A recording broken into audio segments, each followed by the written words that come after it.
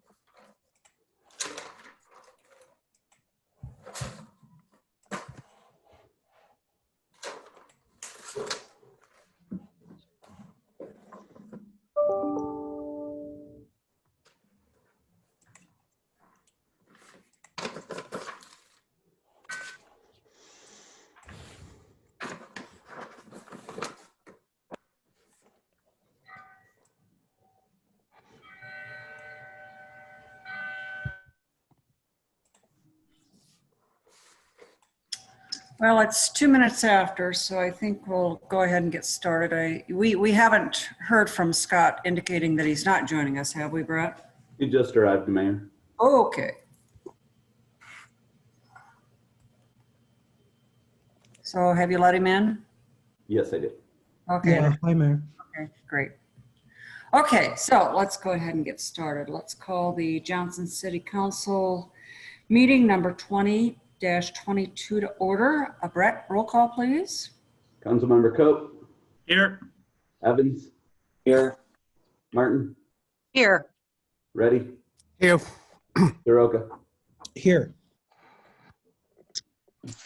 I will proceed to read the COVID-19 information statement. Due to the COVID-19 pandemic and in accordance with Governor Reynolds' March 19, 2020 proclamation, suspending the regulatory provisions of Iowa Code Section 21.8 or any other statute imposing a requirement to hold a public meeting or hearing, the City of Johnston will conduct meetings electronically with the public allowed to attend per instructions denoted on the meeting's particular agenda.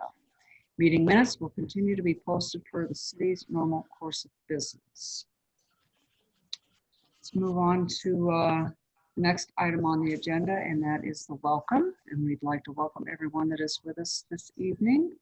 Brett, I know that we have at least one member of the public. Do we have others?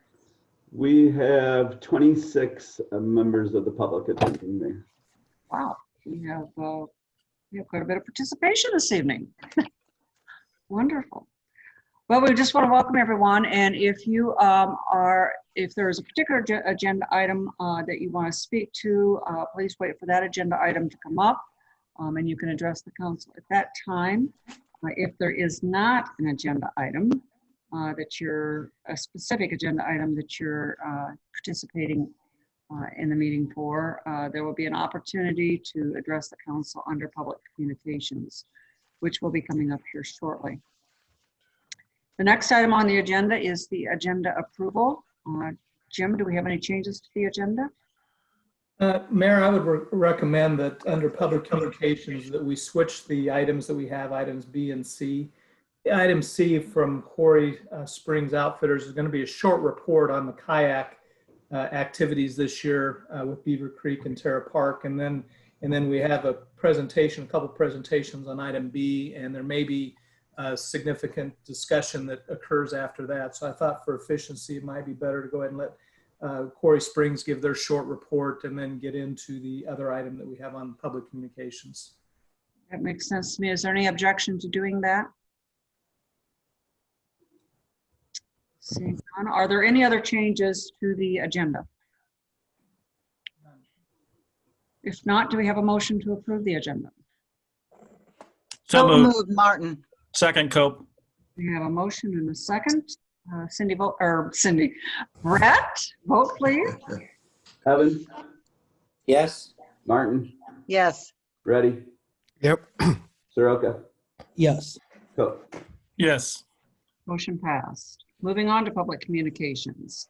Let's take up item 4C first, an update from Quarry Springs Outfitters on the 2020 summer operations. Thank you, Mayor, Council.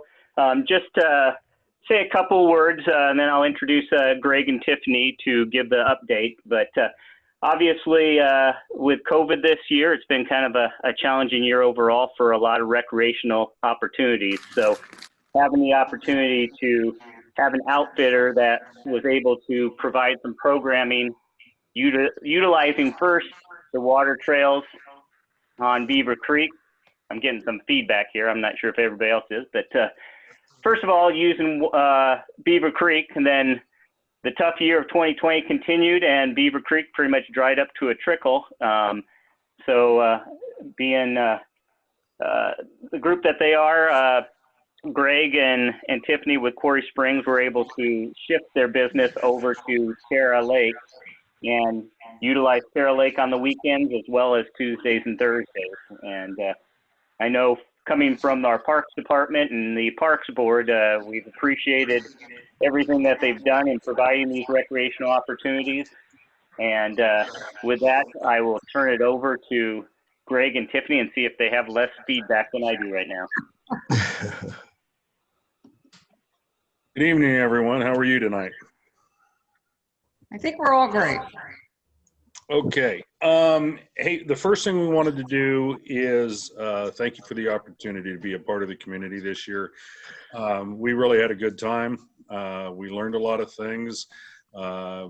We had a great time both at the access point and at Terra Park. We enjoyed being a part of some of the other groups that came out and doing cooperative efforts. And all in all, we greatly appreciate the opportunity to do what we were allowed to do this year. And so I'll jump right into my PowerPoint. You guys may not have that, but I'll just kind of go through it. Some of the media that came back, the Des Moines Register, KCCI, Business Record. We believe that we represented the city well from the perspective of media. We got in most of the local papers and on TV during the news, and we hope that the media that we did were a part of was beneficial to the city. We hope that it was well received and liked by the city council and the community as a whole. And we truly liked being able to do that. And the PowerPoint that we did present with the park board, there were a list of those that were done. Just to kind of get into the financials and some of the things that occurred, the Facebook followers and actions, there were, our pickup was huge. When we first started at the beginning of the year, when we opened up, there were a couple Facebook followers, and I'm trying my best to, there we go, see this. But it started out at probably 10 Facebook followers for Quarry Springs Outfitters Johnston. And by as early as July, we were well over 500. We were close to 600. And by the time we got into September, we were looking at close to 1,000 people following Quarry Springs Outfitters Johnston on Facebook. And those aren't small numbers if you consider it's a very narrow activity. It's not a widespread activity, and still we generated a lot of knowledge and activity in the city that I hope was received well.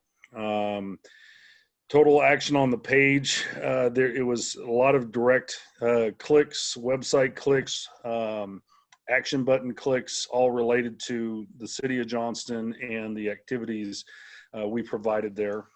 and I'm not just trying to toot my horn. I'm trying to lay down a picture of how Quarry Springs Outfitters, hopefully, you can see that we brought in a lot of activity that, previously was not available, or we at least grew the activities that were in knowledge base of it. The Google audience locations, predominantly in the West Des Moines, but it was widespread all the way out to all four corners of the state. We had people showing interest and showing up and renting in Johnston, as far away as Council Bluffs, up in Sioux City, over in the Quads. So it's pretty widespread, and I think goes to the fact that when you have a really good city and amenities to provide people, they will come to take advantage of those things.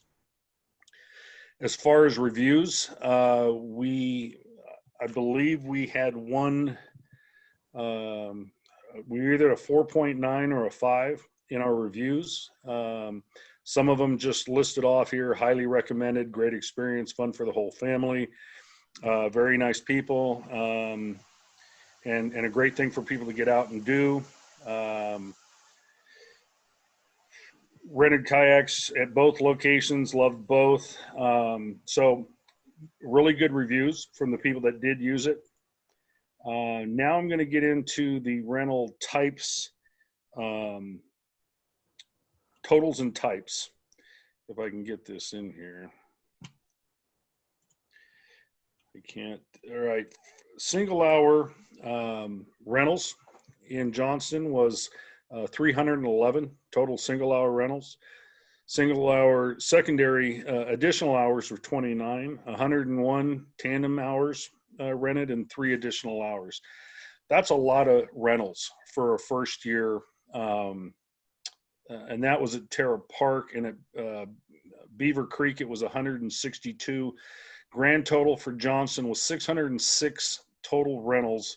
And what that kind of equates to is $777.7 in tax revenue, just to kind of put that into the city's perspective. And then, of course, we have a whole bunch of pictures. Some of the pictures include council members and so forth.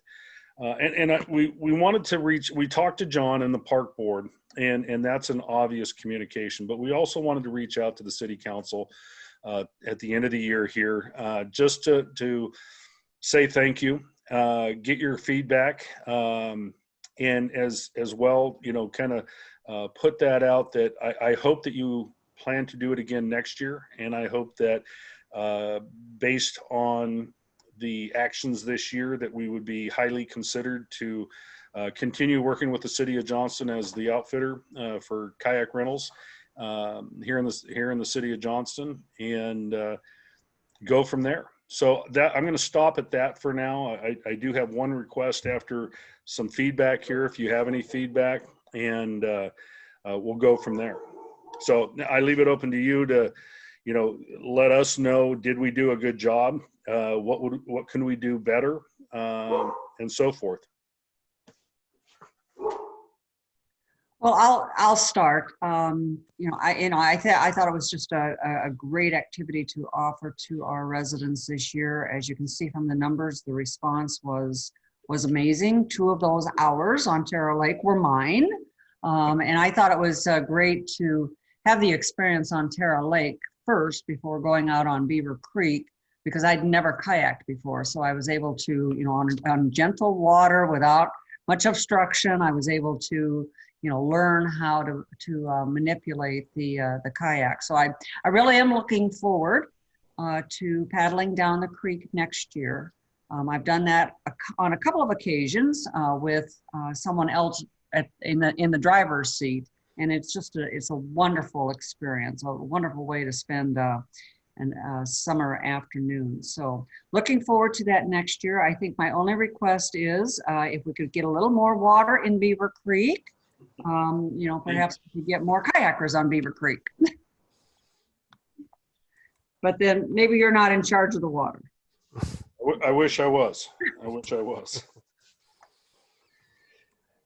Any Mayor, other- this is, Councilman Cope, I would just add, I think it's very good that we have the option of kayaks at both Terra Park and also Beaver Creek, because I do think that for beginners, the Terra Park is there's a much higher comfort level. Right. And also, just from my own personal experience, I had my daughter and one of her friends wanted to go kayaking, so I took them down there, rented a kayak for them, and then I went fishing at Terra Park.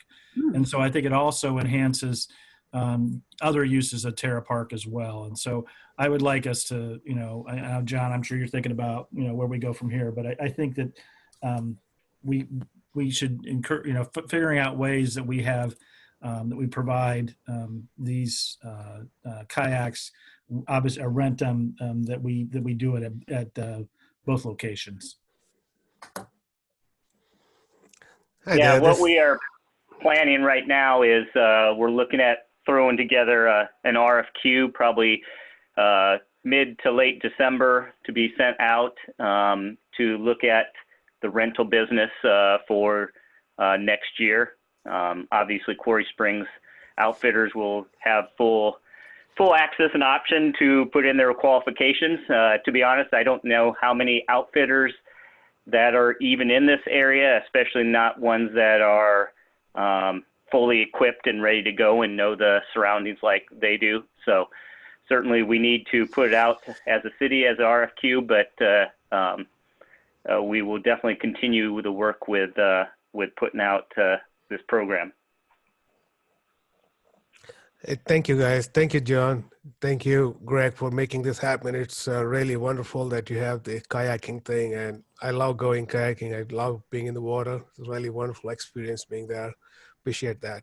One question I had was, when is the next season? When is the season starting back again? Is that in March? We normally run from Memorial Day to Labor Day. Okay. That is our standard. It's under normal conditions, after Labor Day, because of school, because of football, and all the other things that normally go on when we're not in, COVID, it pretty much shuts down after that. And prior to Memorial Day, the water temperatures, we like to get the water temperatures up into like the 65 to 70 degree range for the lakes. And it's just hard to get the water temperature in the range that we want it to be just for safety purposes prior to Memorial Day. Thank And you. likewise, that will be the time frame that we use for the RFQ. Will be Memorial Day to Labor Day.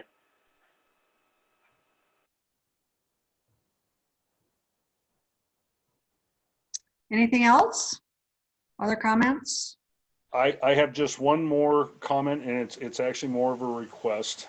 We did ask for a letter of reference from John and the park board, and he did provide that. And thank you very much, John, for that. We are looking at potentially at Birdland Marina. They're going to be putting in. They're looking for an outfitters there as well. And if the city would be willing and amenable to a letter of reference as well, that would be perfectly acceptable and well received by Quarry Springs Outfitters. Well, Jim and I will have a conversation about that, and we'll get back to you. Appreciate it. Thank you very much. Thank you. Okay. With that, we can move on to the next agenda item, and I've lost my agenda. Here we go. So we do have a presentation this evening by Sydney Leach and Dr. Sydney Leach and Dr. Dustin Derflinger regarding COVID-19. Do we have the doctors with us? Yes, I'll unmute them momentarily. Okay.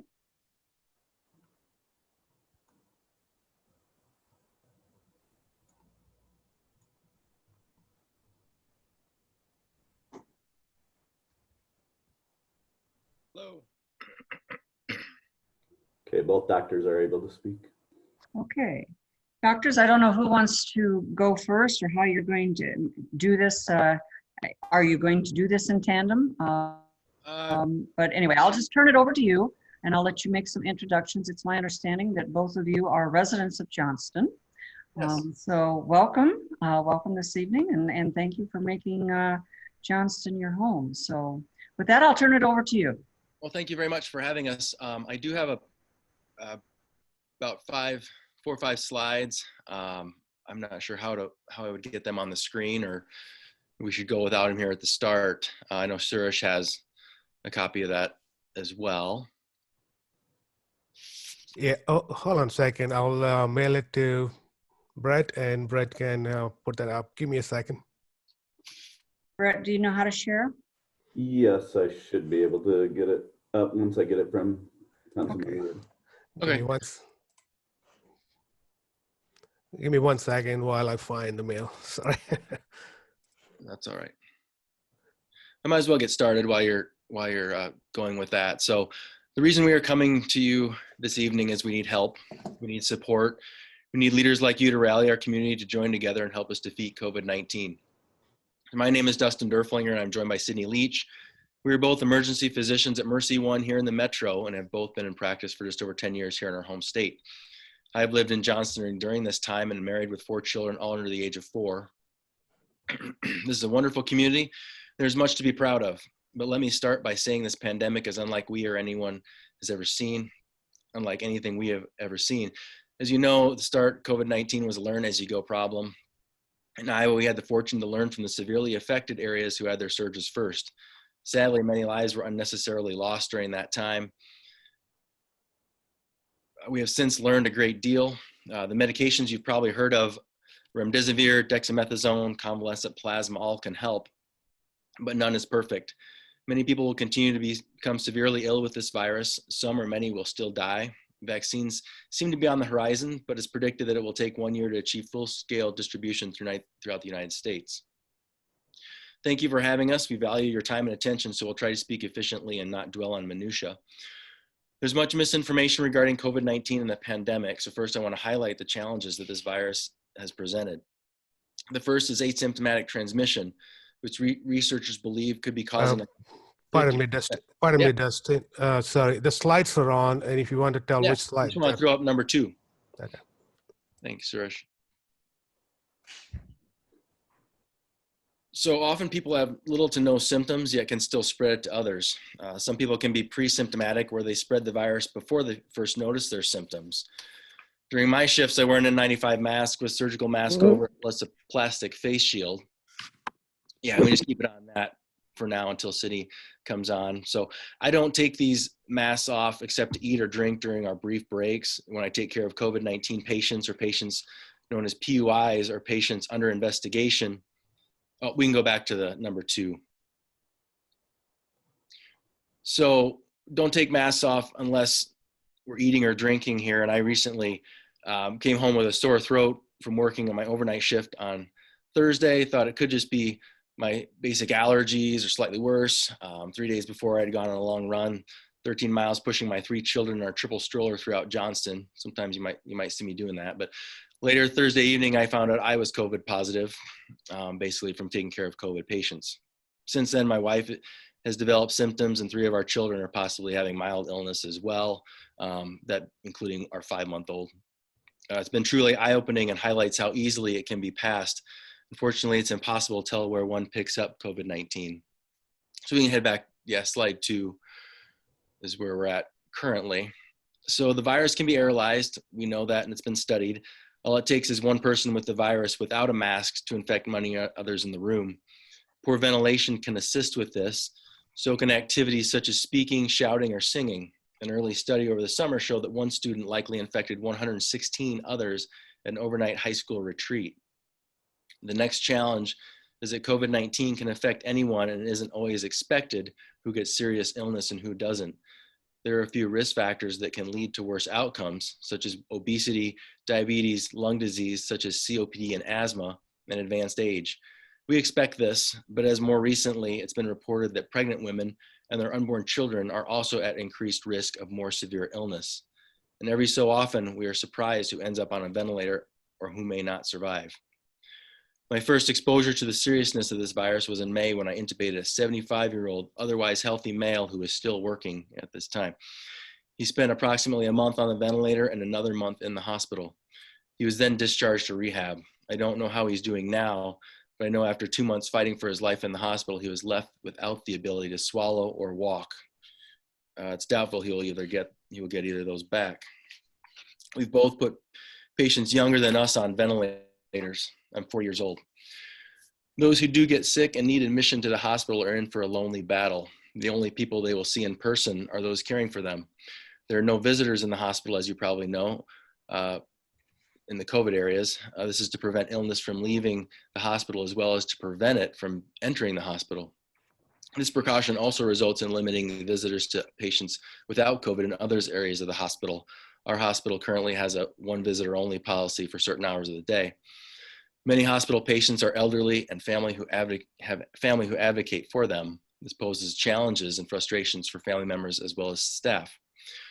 A walk through the COVID ICU is probably one of the saddest you could experience in the hospital. Patients on ventilators or with oxygen tubes sedated with tubes and lines plugged into their bodies, some on their back and some proning on their stomachs, as this has been shown to help free up areas of the lungs for oxygenation. Sorry if my description is graphic.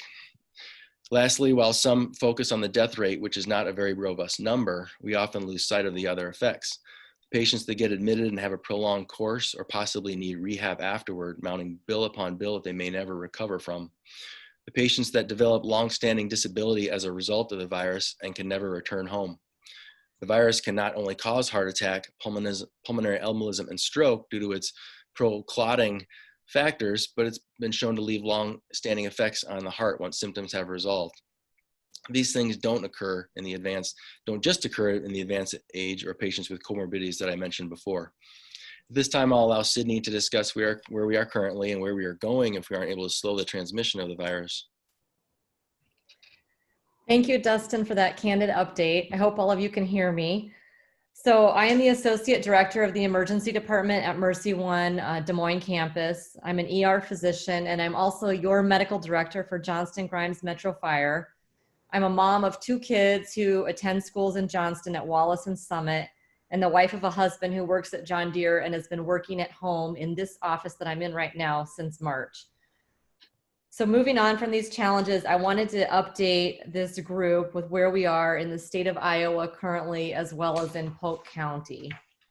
If you can go to slide 3, that'd be helpful. I'm going to show you our Iowa data first, and this is data from last week. This is our confirmed infection rate. It's probably much higher than this, but these, as people who are asymptomatic, are often not tested, but these are the tests that we're seeing that are occurring in our state. And we've been averaging in the hundreds throughout April through August of cases per day in our state. And then in August, we started to see a upward trend, kind of gradual, and started to hit around 1,000 a day. And since that time, we've had a gradual build until we had this very large spike towards the end of October and November that's being termed our second wave.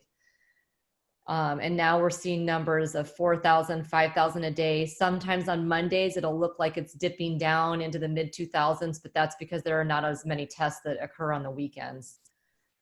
Based on our population, if we were in a state of low transmission in Iowa, we would have 22 cases per day in the state of Iowa, not in the thousands or 5,000s. If you can go to slide 4.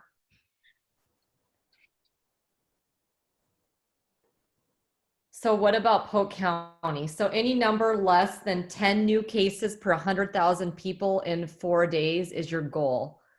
So the state's goal would be to have 70, patients per day, or 70 per 100,000 in the 14-day time period. Right now our rate is at 1,389. So we're somewhere at 10 to 100 times our goal. Polk County, we're at just over 1,100. And even if you look at the Johnston Community School District numbers, they had 115 new cases in 2 weeks.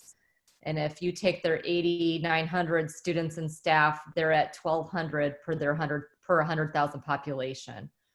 So our infection rate in Iowa and Polk County, we're all over that 1,000 mark, and we want to be much, much lower, down around 10 to 70. You can go to the next slide. So basically, we are nowhere close where we need to be in our country or our state or our city. I am here tonight to let you know about how this wave is going to impact our resources in our local hospitals and clinics, and how that's going to impact us so much more than it did in the first wave. So we originally predicted we would outpace our ICU beds in this state in the first week in December, but actually we hit that mark last week. And this is basically a predictive website from University of Washington that most of the hospitals are using throughout the country because it's been fairly accurate. You can look at your resources in your state with regards to ICU beds, invasive ventilators.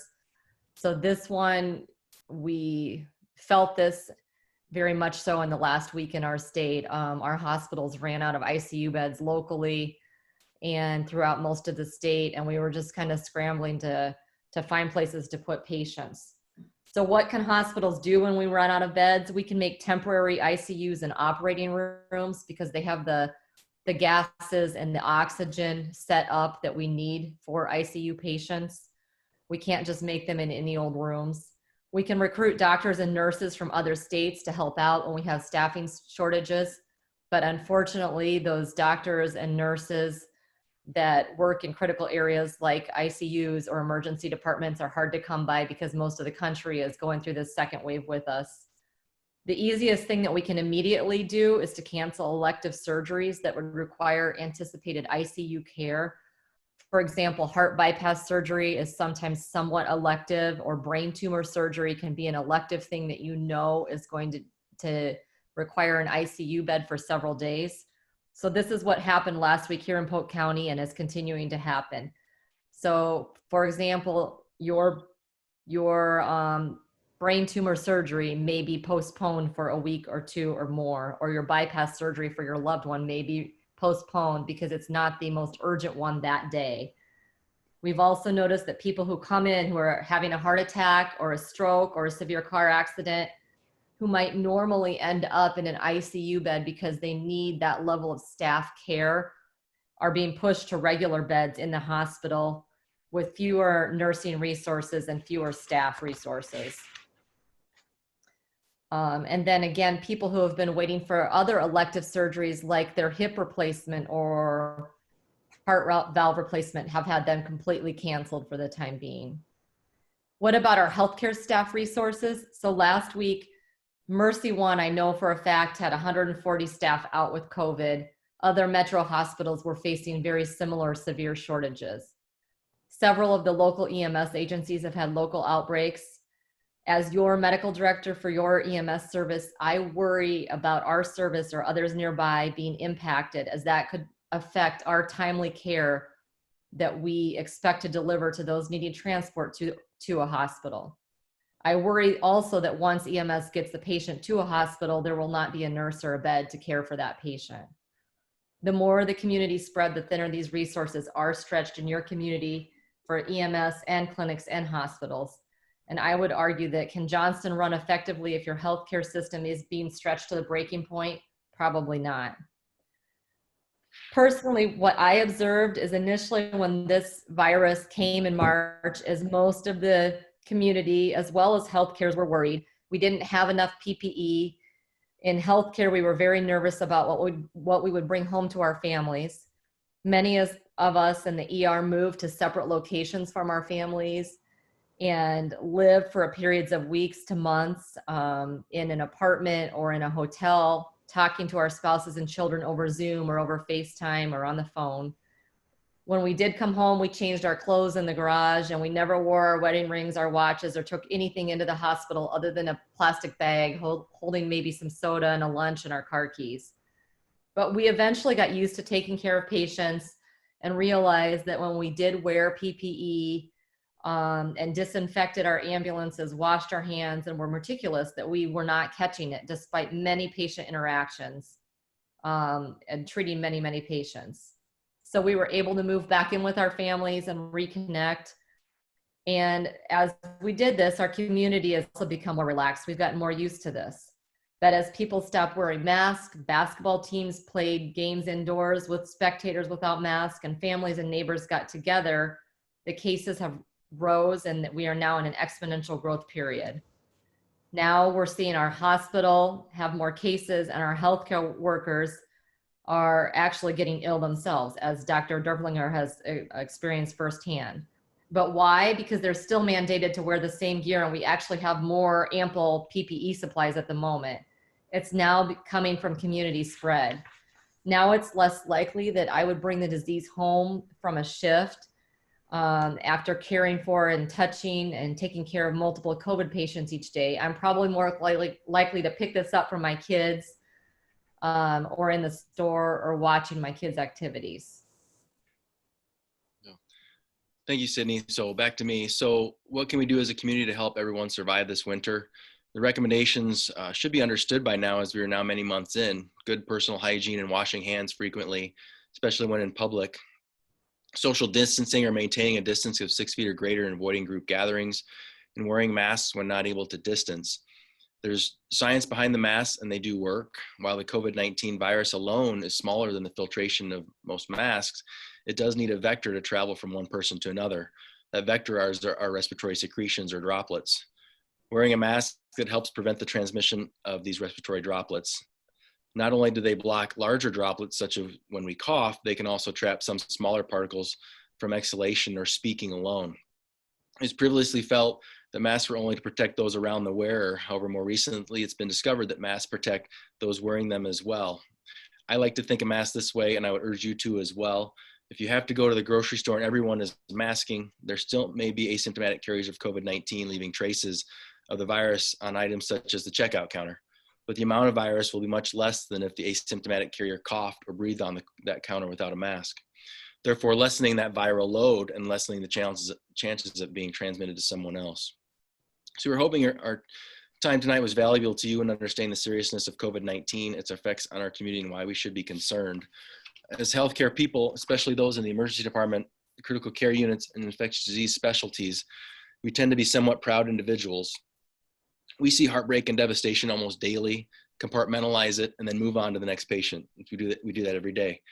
But to be completely open, the heartbreak and devastation we are now seeing is not from the patients, but from our colleagues, nurses, and other staff members who are stressed and broken. It's that same heartbreak and devastation we are seeing with some of our local businesses who, because of the increased transmission, are forced to close or lay off employees. Out of the blue, as I was preparing this closing, I received a text message from a close childhood friend who lives in a neighboring suburb. He was messaging simply to ask how I was doing, knowing I work in healthcare and we're surrounded by this pandemic. I know his business started to struggle at the beginning of the pandemic, and I was also eager to hear some good news from him. He sadly shared that he has to lay off 12 employees this week, and I can't imagine he is alone in having that happen. We know as a community how to fight this, but what is left when those around you won't fight with you? All we have left at this point is to get better at following the guidelines, plus considering a temporary mask mandate. We know this decision is difficult, but we have the groundwork laid by WAKI. If nothing else, it shows we care about the health and well-being of not only the vulnerable, but the businesses and their employees, the healthcare workers, and everyone else here affected by COVID-19. Others around us just may follow. How many people and families will suffer in the near future depends in part on how well we can join forces to fight this deadly foe and ultimately save the lives of our loved ones and others' loved ones as well. Thank you very much for your time. We're open to any questions.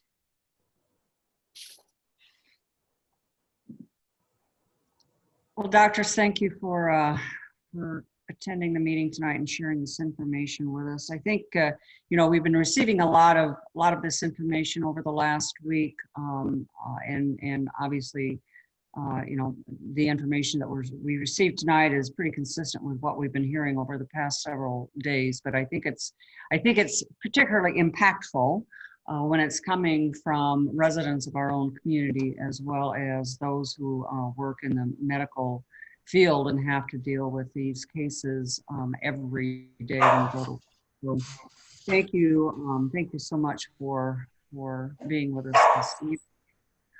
You know, I really, you know, your message of, you know, we all have to get better at doing the things that we need to do to prevent this, and that is, you know, washing our hands, social distancing, wearing a mask. I mean, it's, you know, it's, I don't know if we can say it loud enough and often enough, but it's something that we all need to be doing.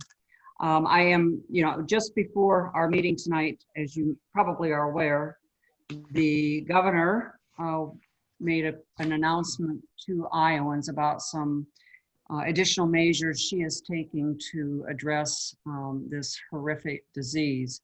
And included among them is a mask mandate.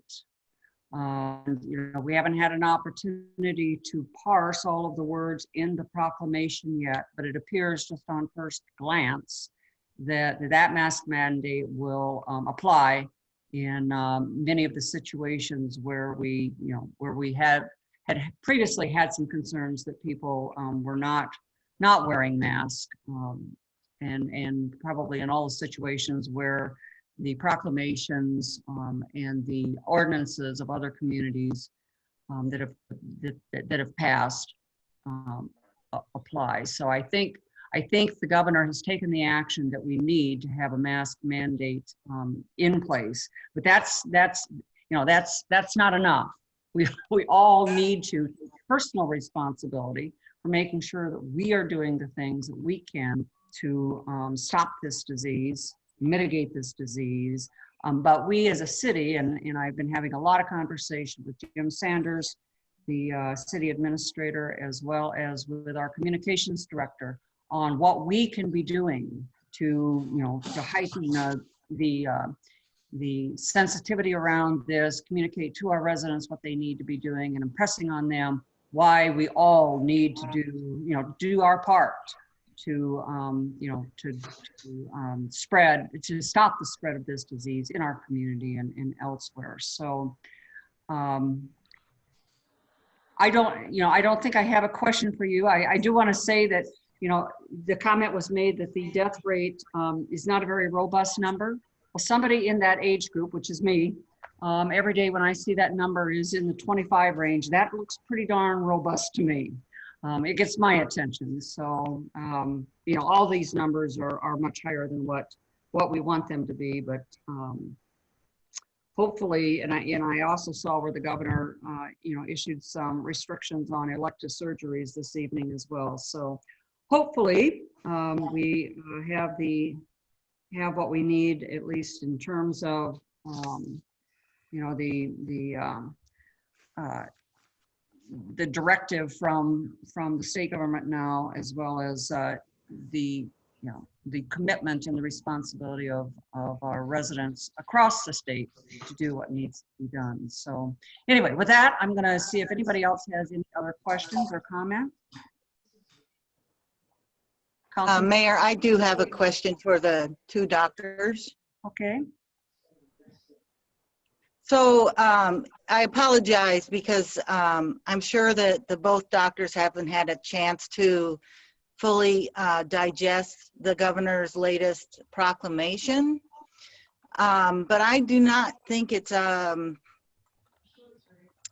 quite as far as I'd like to see. And basically, I'm asking you two doctors, the one thing that I see as a glaring difference between the mask mandates that have passed and the governor's is he talks about a mask is needed if you're going to be closer than 6 feet to other people in a public space for longer than 15 minutes. So the way I read that is if you're close to someone in a public space and you're only going to be close to them for 10 minutes, you don't have to wear a mask. So I apologize, this is not your area of expertise, but can you give your thoughts to this time frame of exposure? You're okay if your exposure isn't longer than 15 minutes.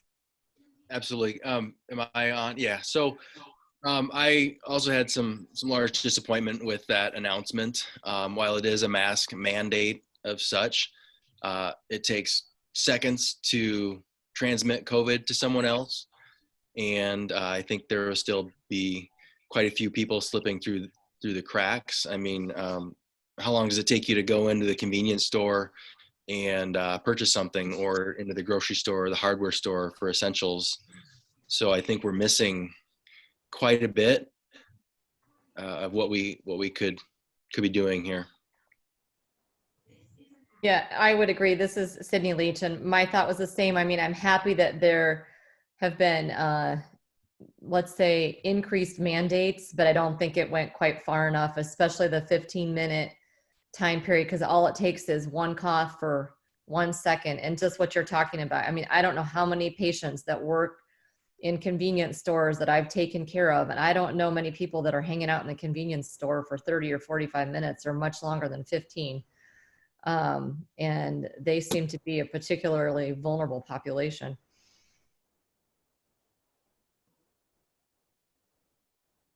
Thank you.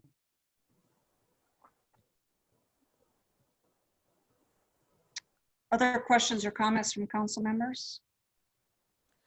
This is Suresh. I don't have a question yet, but I'm going to make a statement later. But I think there's a lot of people in the public who would like to speak to this. So I think we need to open up to them, please. Okay, well, this,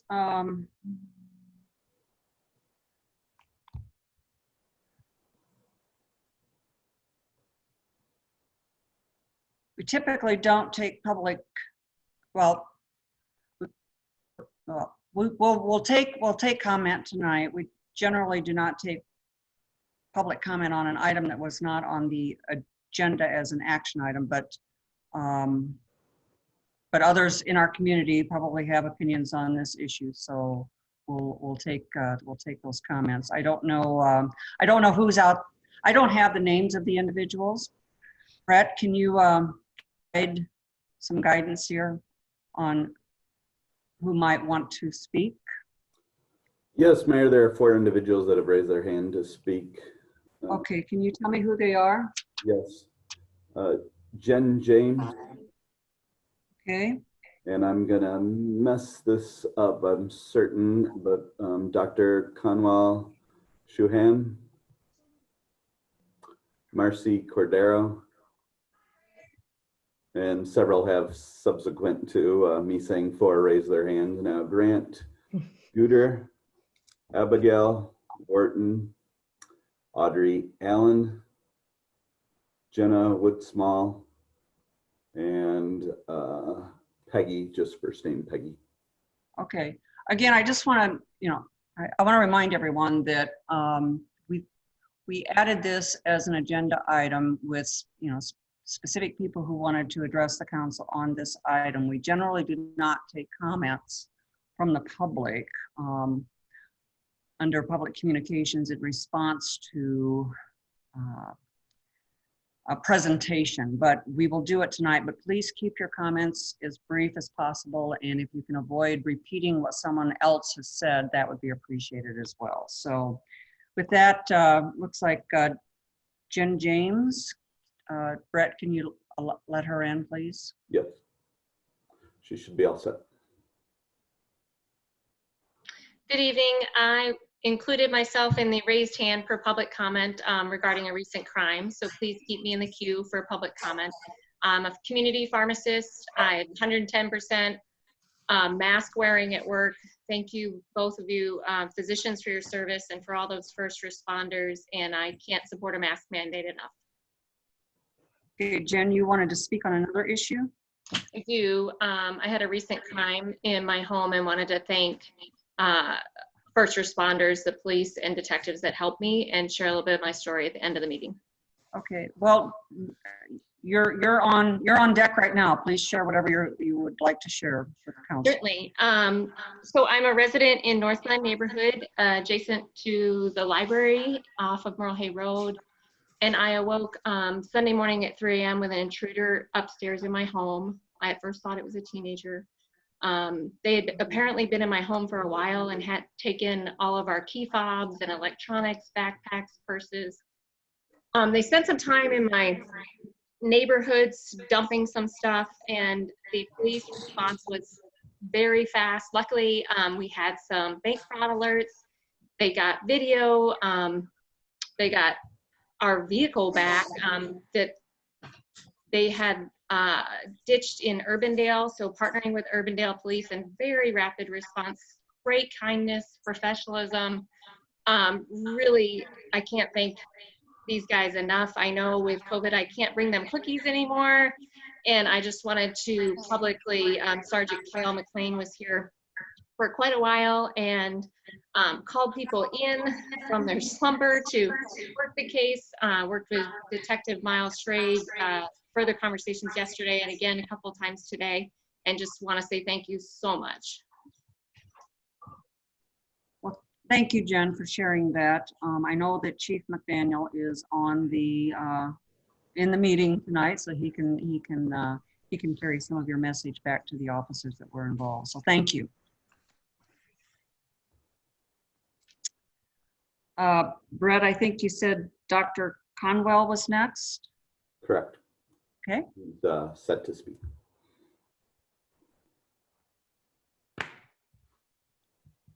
Good evening, everybody.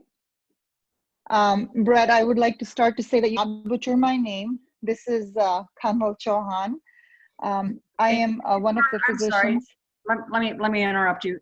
We need to have the addresses of the individuals who are speaking. Sure. I live on 9212 Enfield here in Johnston for about 10 years now. I'm one of the kidney specialists, serve as the medical director for the transplant program here in town. And I'm also very honored to serve as the medical director for the dialysis units for Unity Point system, both for the hospitals, all the 3 major hospitals, and the COVID dialysis unit for outpatient.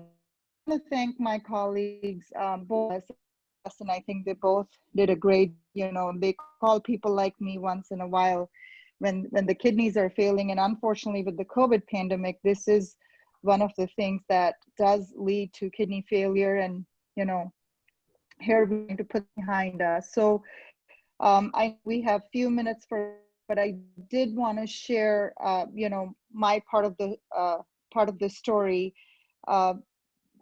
We've been struggling at the hospitals, including offering critical care to these patients, not only just ventilators and counting dialysis machines, and how much of all the equipment we have available. And we had taken few deep breaths here several weeks ago, thinking this might be going behind us, but unfortunately, as we saw, the numbers have picked up again.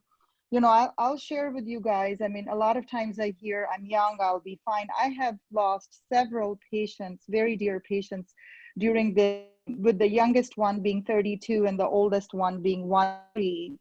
So I'm not sure if a age range is, I'm an adult physician, so this is the age range I see, and I've seen every kind of suffer through this. I tell my patients, if you really hope you wear them, even if you don't have to, I hope you choose to, because wearing a mask not only just helps you prevent from getting the COVID, it helps you from spreading 19. It's just wearing a mask is a sign of saying, I care about everybody in this community. I care about people I know. I care about people I don't know. It's more a sign of saying, I do not want more deaths up my street or in my neighborhood. So we've learned a lot from science. We as physicians have learned so much in terms of what the virus is, what kind of organs will it damage, and especially in this day and age, not only just gathering information from within our country, from even Europe and Asia and whatnot, wherever, the studies and the cases were hit first, kind of gathering and improvising so that we can save our communities or at least lower the death number. We've learned how we can prevent it effectively. We've learned how we can stop the spread, and masks do work. As Dustin said very clearly, the basic idea of spread is droplets. I do want to give a little more information about the timing we were talking about. So what we've learned so far, 60 to 90 seconds is precisely what you need to transmit COVID-19 virus from one either symptomatic or asymptomatic carrier to another person who does not have the infection. The most common route is either inhaling or deposition of these aerosols or particles carrying the virus on the mucous membranes of either nose or mouth. As long as we cover the nose and mouth with a mask, I'm saying that very specifically because unfortunately I see so many people walking a mask on and they just pull it down from the nose and it's just covering their mouth. So if you're covering your nose and mouth, you're very well protected. And obviously, you know, sometimes we run into airborne transmission, especially in enclosed areas that have good ventilation. I do want to mention, not to undermine, but less commonly it is spread through the contact from contaminated surfaces. So we have seen each one of us at work, at home, you know, people using disinfectants, cleaning services, but just so that you remember, it's a less common mode of transmission. Most common is people in close contact with each other and respiratory droplets. So you defeat the two by saying staying 6 feet apart and wearing a mask at all times when you're not in your private space.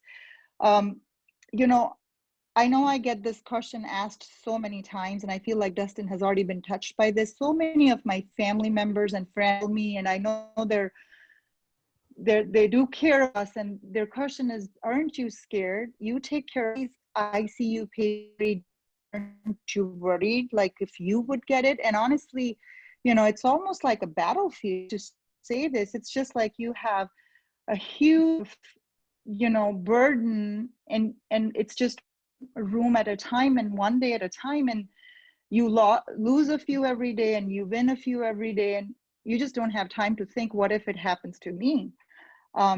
So all of us on the healthcare side, we're put our best foot forward. I don't want to share more numbers because I know you guys have already been kind of going through this, but just on the healthcare providers, approximately 200,000 healthcare providers have been infected with COVID-19 across the country, and we have had 100 deaths so far. I yet have to meet any of my colleagues, including doctors, nurses, technicians, you know, respiratory therapists who have either quit the job or thought about changing career path or whatever for the reason that they're scared about the virus. They're all there as long as they can be safely to take care of the patients. But I think I do trust to participate, how we all join hands and put this behind us. You know, we're talking about the drugs. We do not have a cure yet. All the medications that Dustin mentioned are the ones that we used in patients that are ill to decrease the symptoms and decrease the amount of time they stay in the hospital. We're working on vaccines. You know, we yet have to learn if we receive a vaccine, the 2 doses that are being advocated, we don't know how long it would last. We have to learn that. You know, some vaccines we get yearly, like influenza, whereas others we don't need once we get vaccinated as a child or as a baby. So there's a lot to learn. And I think by at least preventing the spread, we can keep our loved ones safe, our community safe, by stopping the spread as we learn more of how we get ahead of the virus. I will share with you guys one story that was very, very near to me.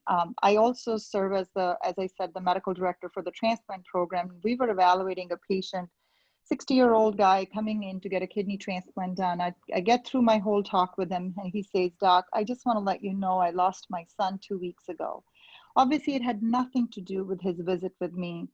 And I just look at him and I said, "I'm so sorry. And it would be so hard for you to share this. And, you know, how are you doing, or how was he?" And he was 1-year-old, very male. Got this while he was traveling by car to work to the neighboring state. Anyhow, he just looks at me and he said, I have made to myself, I'm going to share this with every individual I meet, so that people who think they're not going to get affected know that yes, you can. And you know, here I'm a physician, like I do all the time, but here's this person doing his little effort. So, you know, you see things around this like you, and you just wonder if it does take a mandate for a few of the around us to kind of just cooperate with us during these hard times, then let it be a strict mandate. I'm not sure what the scientific data behind the 15 minutes is. I'll be very honest with you. My, again, because I take care of the COVID unit of the dialysis patients here in town, I have to kind of stay up to date on these things. And again, I'm uncertain where the 15 minutes comes from. All I know is you can get this as quickly as 60 to 90 seconds is all you need. Actually, the longer the droplets stay in the air, there are chances they're going to die. The heavy ones, because of their weight, just settle down, and the lighter ones kind of disperse in the atmosphere. So the longer somebody was there and you kind of go to the same place 20 minutes later, the chances are lower. So again, I'm unsure. I can't explain that scientifically for you, but that's what we have. But I just think if we can join our hands together, and at least, it's just very encouraging to see the whole community say we all care for each other, which I think we do. We might think differently and in different ways, but right now a mandate might just all kind of put everybody in the same platform, doing the same thing.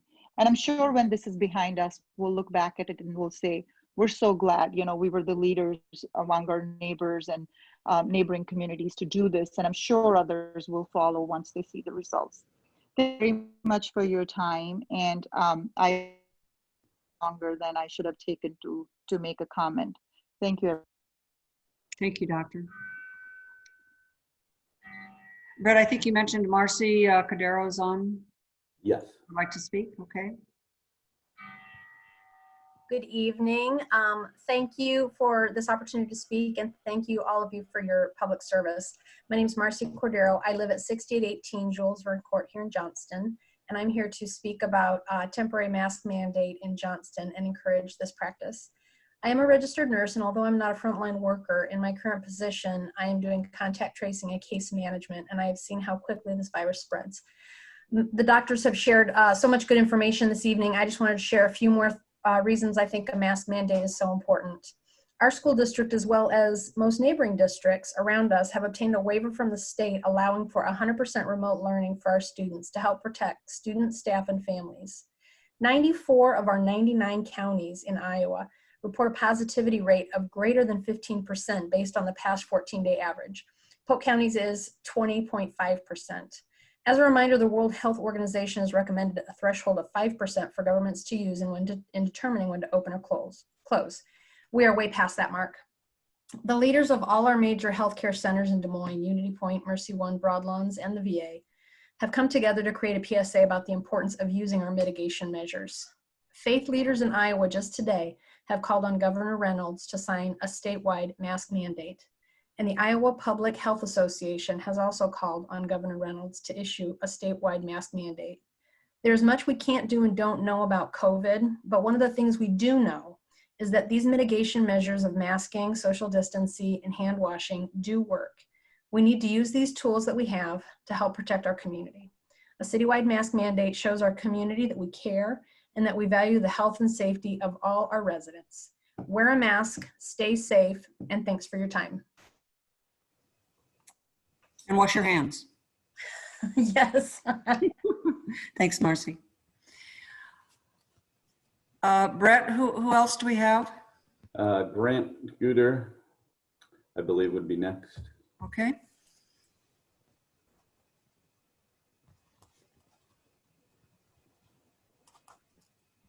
Hi, can you hear me?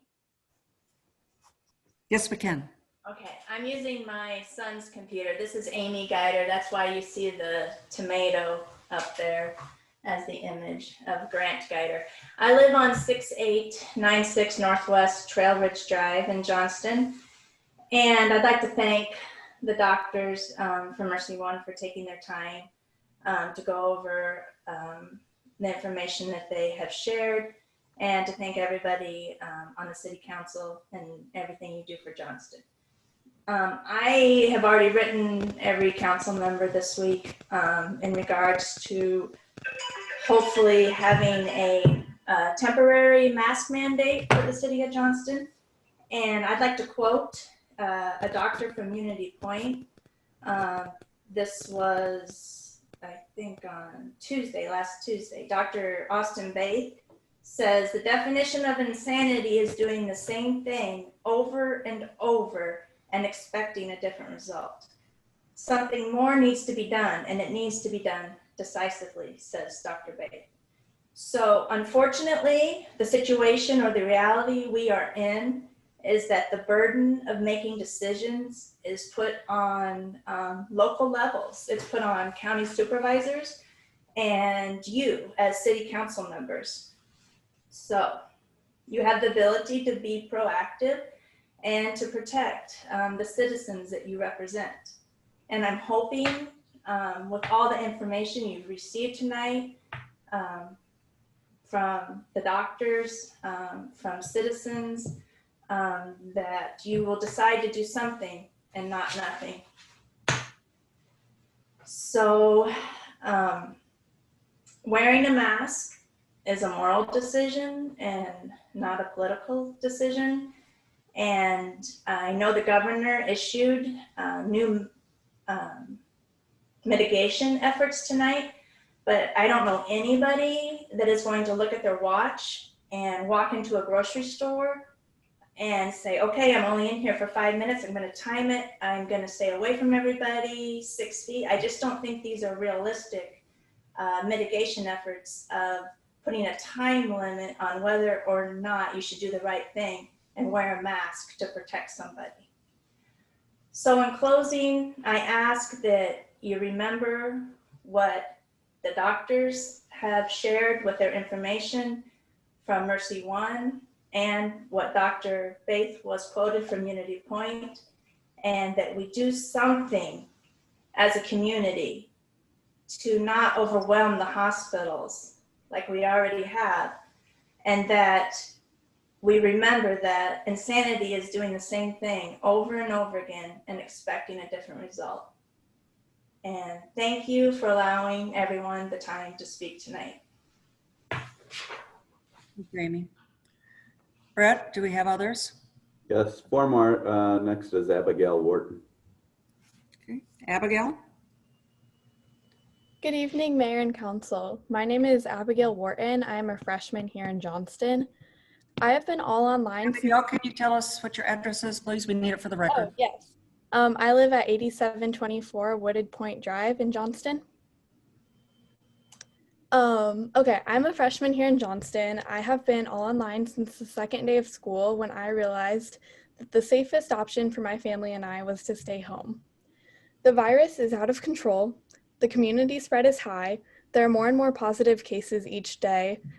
Hospitalizations are rising and deaths are too. My mom has a compromised immune system that could cause her to have a lot of difficulty fighting off COVID-19. My step-grandma had the same condition and she passed away a week ago after contracting COVID. Quite frankly, I am afraid for our lives. Wearing masks can slow the spread and will prevent many people from contracting the disease. This is a life-saving tool that unfortunately many citizens are not using. A temporary citywide mask mandate would encourage many citizens who are not already wearing masks to do so. The governor's new proclamation is not clear enough. I need you to make it clear to our community that masks are required. It will save lives, and coming from someone who has lost a loved one, mandating masks is a small price that I am more than willing to pay. Thank you for your time. Thank you. Brett, who do we have next? Audrey Allen. Audrey? Hello, my name is Audrey Allen. I live at 9816 Ashton Drive here in Johnston. I'm a student at Johnston Middle School. I believe there is a need for a mask mandate in Johnston. Masks are scientifically proven to help slow the spread of the coronavirus. The coronavirus can spread before someone shows symptoms of the virus, making it harder to control. If Johnston had a mask mandate, someone who has the virus and isn't showing symptoms wouldn't be able to spread it as easily. With everyone wearing a mask, it would protect me, it would protect you, and it would protect everyone in the community. It's not a 100% guaranteed protection, but if everyone is wearing a mask and social distancing, the chance of getting the virus is 62% lower than not wearing a mask at all. Iowa's positivity rate is up 201%. So what we are doing right now is not working. In the end, masks will reduce the spread of the coronavirus and keep our community safe and healthy. Thank you. Audrey, you forgot to say wash your hands. I'm just, that's, that's something that something that I feel strongly about. Washing hands is just as important as the other two. Yes, but a mask mandate is necessary to control the virus. Thank you. Brett, others? Two more, Mayor. The next one's Peggy. I don't have a last name. Peggy? Hi. Can you hear me? Yes. Hi. My name is Peggy Hubbard, and I live at 8516 Northwest Beaver Drive in Johnston.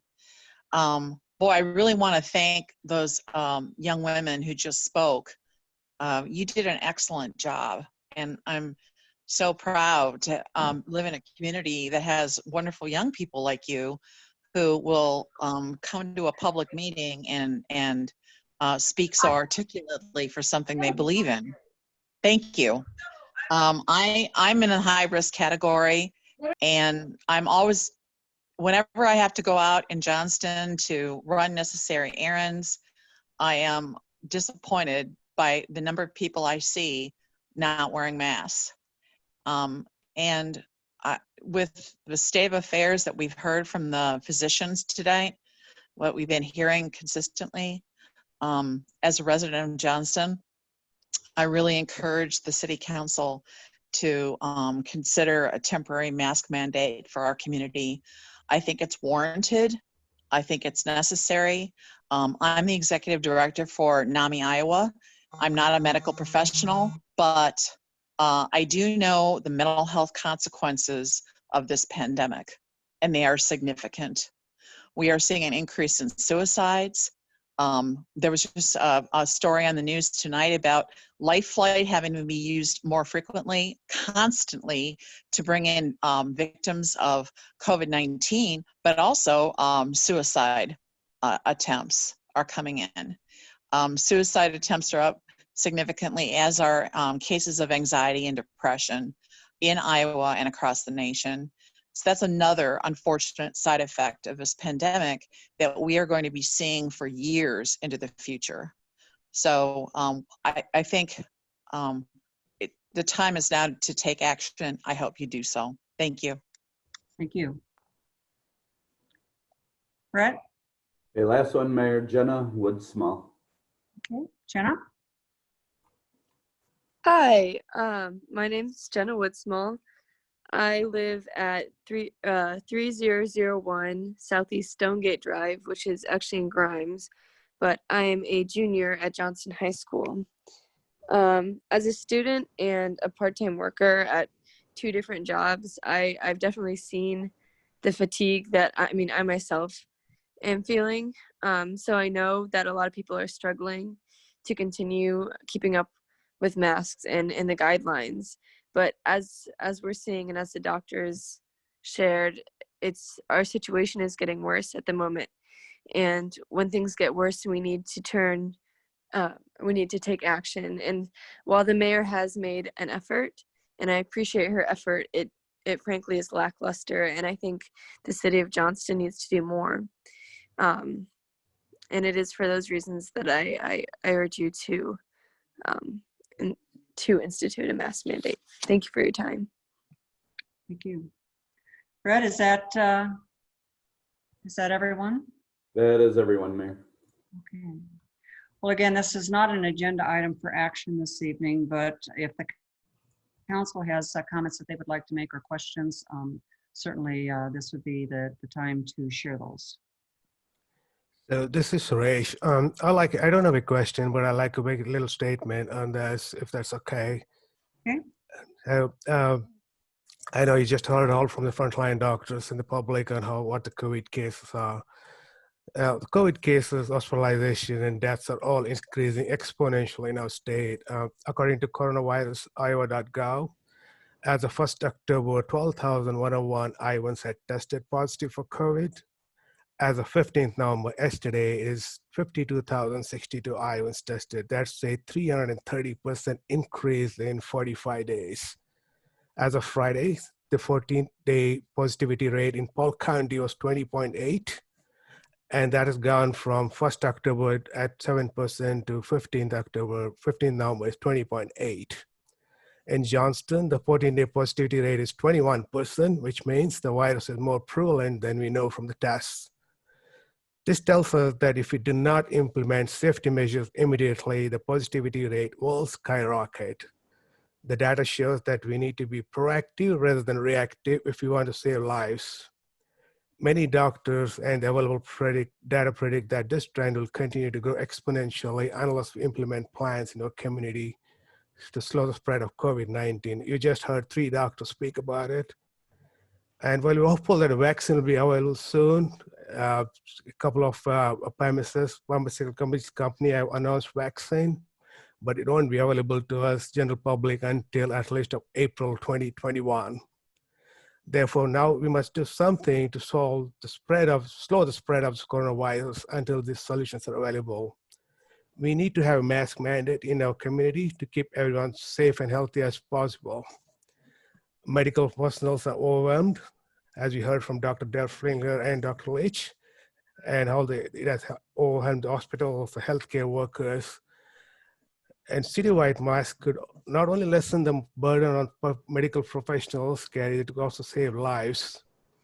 More than 245,000 Americans have lost their lives to this deadly virus. In Iowa, there have been 1,985 deaths. Personally, I lost my father-in-law last week to COVID complication. No one should be able to have to experience this kind of loss. Nobody has to. Somebody has lost somebody's loved one, friend, family. No, nobody has to lose that. If we can do, the city of Johnston can do something to prevent it. Of course, we are not the first suburban community if you enact a mask mandate. Waukee has already issued a mask mandate proclaiming it about a week ago. And some of the things they have made it as police officers could educate citizens on the importance of wearing masks for the first 2 weeks, provide free masks for the compliance. And of course, there's some kind of fines and excuse me, I'm a bit emotional right now talking about it, but there are some ways that Waukees are making sure the masks are done. It'll save lives, of course. We heard Governor's proclamation about a couple of hours ago, but it did not go far enough to address the needs of the community. Virus does not attack only after 15 minutes or when there are more than 50, 30 people. As you just heard from the doctors, it just spreads in 60 to 90 seconds. It's great to take those precautions, but mask mandates is a necessity. This is actually a fact-based approach, so we have an obligation to keep our community safe by requiring masks at all public places. Wearing masks is a common sense, evidence-based approach to slowing the spread of virus. Many residents already have masks that they could be able to wear when they're out in the community. Many businesses have disposable masks for customers to use when they enter the building. Our police department, our city has some free masks that will be able to help. And of course, some of the local businesses have closed or struggling due to the pandemic. Some of the favorite restaurants my family went for the last 16 years are closing down. There is no reason for us to stand by and watch favorite memories fade away due to inaction. Our economy has been devastated by COVID-19 and will continue to be until we get the virus under control. Requiring masks in all public places will slow the spread and get our economy back on track as soon as possible.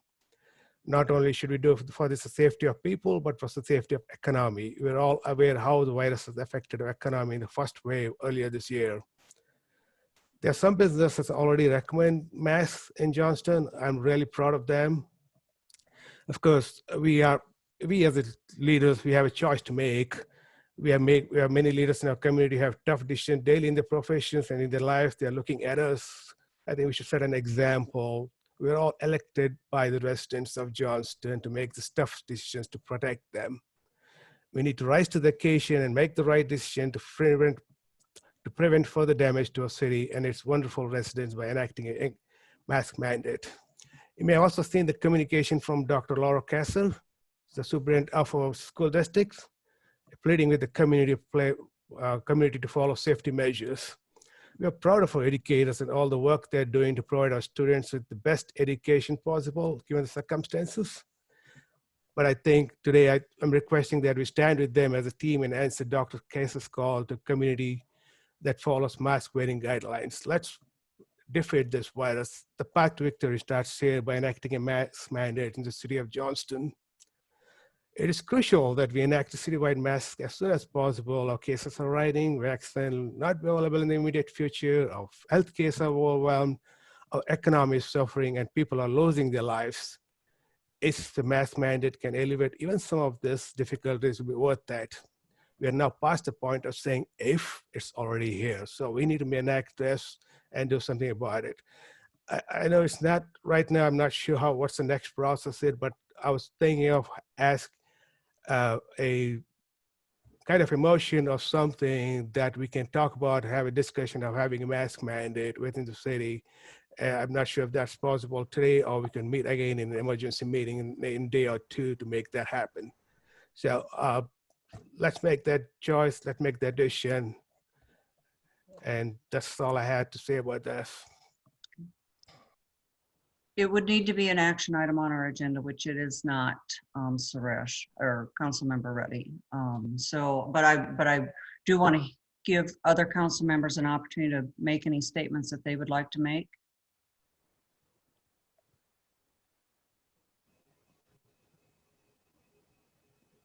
I will speak. This is Councilwoman Martin.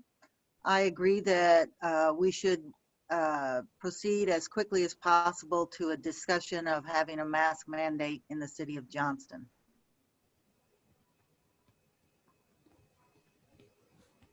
Hi there, this is Scott. Just wanted to pipe up and say I agree with what Councilman Reddy has suggested.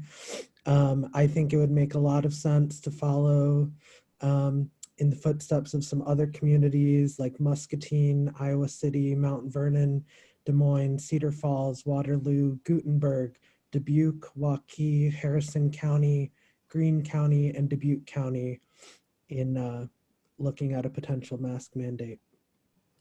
Thank you. This is Councilman Cope. First of all, I want to pass along my condolences to Councilman Reddy for his family's loss. Second of all, I think that I disagree with people who say that we aren't doing anything right now. I think that's a fallacy. I also, my experience has been from being out this weekend in Johnston at several different locations, whether it be the grocery store or Ace Hardware. My sense from everybody that I saw was mask wearing was well over 95 to 99 to 100% of the people that I saw were wearing masks. So I think there's a lot of people who are taking this very seriously in Johnston right now. Also, in some of the materials that we've received, it's pretty clear to me that that we do not have the legal authority to do a mask mandate. And at a minimum, we certainly face the risk of a lawsuit challenging that action, as is currently happening to, I believe, Muscatine. And according to guidance from the state attorney general, cities do not have the authority to do it. So right now, we're seeing good compliance with citizens on wearing a mask. They're taking this very seriously. It's not like they're not hearing encouragement to wear a mask from other voices. That's, you know, whether you see it on billboards or you see it going into stores, there's lots of encouragements to wear masks. And I think we're seeing a very high compliance rate. So I believe a mask mandate isn't necessarily going to result in any higher percentage of mask wearing, but will certainly result in our city being sued, which is not fiscally particularly responsible. So to me, a mask mandate is an action that doesn't produce any necessarily uptick in behavior or changing the behavior for our citizens. I think our citizens, the citizens who are already wearing a mask are going to continue to wear a mask, whether we mandate it or not. And those that choose not to are not going to be changed their behavior because the city issues a mask mandate. And so this is a difficult issue. And I realize that some people believe that a mandate is a sign of leadership. I don't agree with that. I think we're already taking steps to do that. I think that the citizens are starting to respond, and therefore I'm hesitant at this point to impose a mask mandate.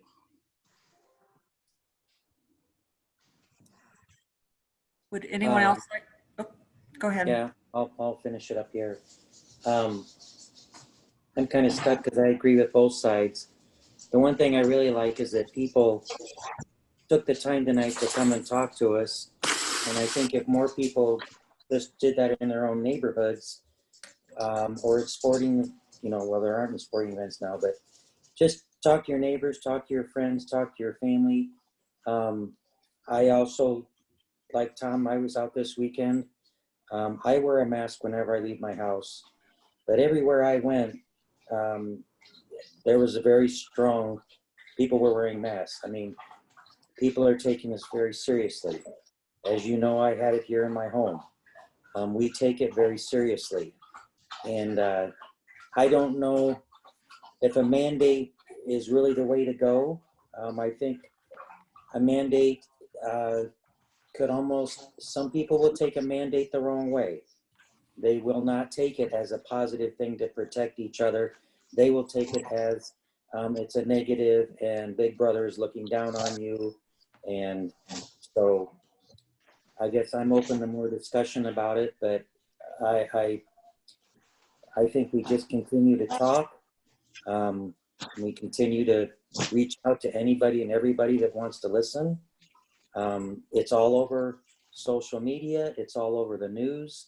I don't know how else to get the word out. So that's my 2 cents. Thanks.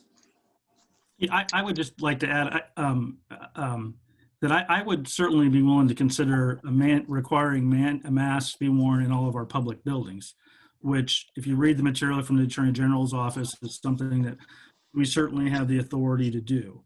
And so, to me, I think it's important for us to try to work and try to find something that we can all work together and be supportive of. One of the things that's been very disappointing to me at the state level is that every time one side takes an action, the other side finds reason to be critical of it, instead of trying to find a way to work together. There's not been enough collaboration at the state level. I think both sides deserve responsibility for that. And so I think we need to try to work in a more collaborative way here. And so I'm certainly willing to work and try to find a solution that we can all support. And I'm committed to that.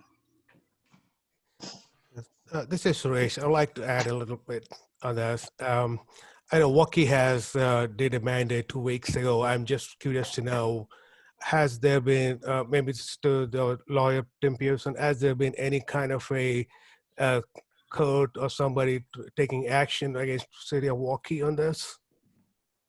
Tim, why don't you just share a little bit with the council on what the legal position is on mask mandates and what is happening in the city of Waukee, as well as other communities that have moved forward to either adopt an ordinance or a mandate by resolution in those communities. Yes, we had done some research previous to today, and then some additional, gathered some additional information today. The research we did was basically to in assistance with Urbandale and Altoona and other cities that we represent. But the Attorney General issued an opinion this past summer. Basically, it indicated, and this was right around the time Muscatine did their mask mandate, that the city did not have the authority under home rule to do that, and that at that time, simultaneously, the Muscatine County Attorney refused to enforce the ordinance. Iowa City did an ordinance very similar, and I don't know the status of that. I couldn't find out, but I did find that the police would only issue citations as a last resort, and I'm not sure what that meant. That was the only information I could find. Many of the cities have issued proclamations, and many of the counties have issued proclamations, but for the most part, have stayed away from actual ordinances with a mask mandate because of the Attorney General's opinion. But keep in mind, it's an Attorney General's opinion. It's not a legal opinion. However, it is given weight by the courts when it's used for opinion purposes. For many judges look to those and they rely on those. I did check and talk to the city of Waukees attorney today and got some information from him. Their mask mandate went into effect with a proclamation that also gave a period of time for education to the community about the mask mandate. They have already been sued on their mask mandate ordinance. I did talk to him and also looked at his opinion, and he starts his opinion out basically indicating that the authority based upon the Attorney General's opinion that there may not be any authority for this mask mandate, but only time will tell because there's no case law. And again, he reiterated that to me that they've and they know that there's a likelihood that may not be successful in court, and he has told the council that. But as they indicated to you that they have already been sued. So that's pretty much the information that we've had, but we've found that that most of the cities and the counties are reluctant to proceed with the mask mandate because in essence, they don't feel they have the basis to do it based upon the Attorney General's opinion. So as you said, it's an opinion, not a law, and you said Waukee somebody has sued it, but the city lawyer says they will not be successful. Is that what I heard correctly? The city attorney, what? I'm sorry. Sorry, I was saying the Attorney General's, it's an opinion, it's not a law. Is that correct? Correct. It's an opinion. Right. And the second is the city of Waukee. You said they have been sued, but the city attorney of Waukee says they will not be successful. Is that what I heard you say? They proceeded with the mask mandate based upon their city attorneys. They obviously considered his opinion because it was attached to all the information that I had, and they went ahead with a proclamation and with an ordinance. They treat the other issue is, and Chief can comment on this, but the other issue is the enforcement of it, how they do it. As I indicated, Iowa City seemed to be reluctant to enforce it. The city of Waukee is treating it like a municipal infraction with citations issued, and then for every time you get a second citation, the penalty goes up. But those are really the only two places that we found which discussed actual enforcement. Okay, very good. Okay, that gives us there's a precedent that this has been done before and that is being doing successfully. I agree. Thank you. Appreciate it. So I know for a fact that several people don't wear a mask, even if you ask them to wear a mask, they won't wear it until we have some kind of a citation or infraction that will happen. I know there's one business in Johnston that says, I will not allow anybody to wear my mask in my shop because people don't want to wear a mask. That's basically saying, I don't care for your health. If you have a COVID, you get a COVID. And if something serious happens to you, it happens to you. That's not what we are here to talk about. We're trying to save lives, to save people not getting COVID. I really don't think that should be an argument saying when we are saving lives, you should not be talking about this is not, we cannot enforce this, we cannot do that and things like that. It's all this, you're saving people's life. It's more of a common sense approach. Sorry, I'm a little bit emotional on this, but that's the truth. Mayor, could I speak? Yeah, we need to, I understand. We need to be brief. I think it'll help. I think that I appreciate all the discussion we had. I have a couple things. I think we need to move forward quickly to having another meeting to discuss this. I think that the next meeting could give, we should maybe have some options on the table. One option could be a mandate for a mask in Johnston, similar to what Waukee did. We could also have a discussion about a proclamation recommending masks be used all over Johnston. And we could have a discussion on this and how quickly could we move forward with this, because people are dying. So that's what I would be recommending here. I would recommend that we find a time to have a meeting with a couple options to be discussed. and I would suggest that in the meantime, we continue to work with our communications director and find innovative ways to get the message out and do it in a way that we provide incentives for our residents to be compliant. You know, I want, and I can't say this in stronger terms, I want the residents of Johnston to do the things that they need to do to help battle this disease. I want them to wear masks. I want them to wash their hands. I want them to social distance. I want them to take all the precautions it's going to take to get this disease under control. But we need to do something that's going to be effective, and we need to do something that we can do legally, lawfully. Just because, you know, from my perspective, I'm an attorney, I'm an officer of the court. Just because the mayor in Waukee has issued an ordinance and believes that regardless of what the law says, she can get away with it. I'm not going to take that position. I am going to do what our attorney advises us we can legally do. But even if we can't do a mandate, there are other things that we can and should be doing. And those are the things that I really want to explore. And I want to explore them immediately. You know, things that don't require an ordinance, things that don't require a proclamation or a resolution.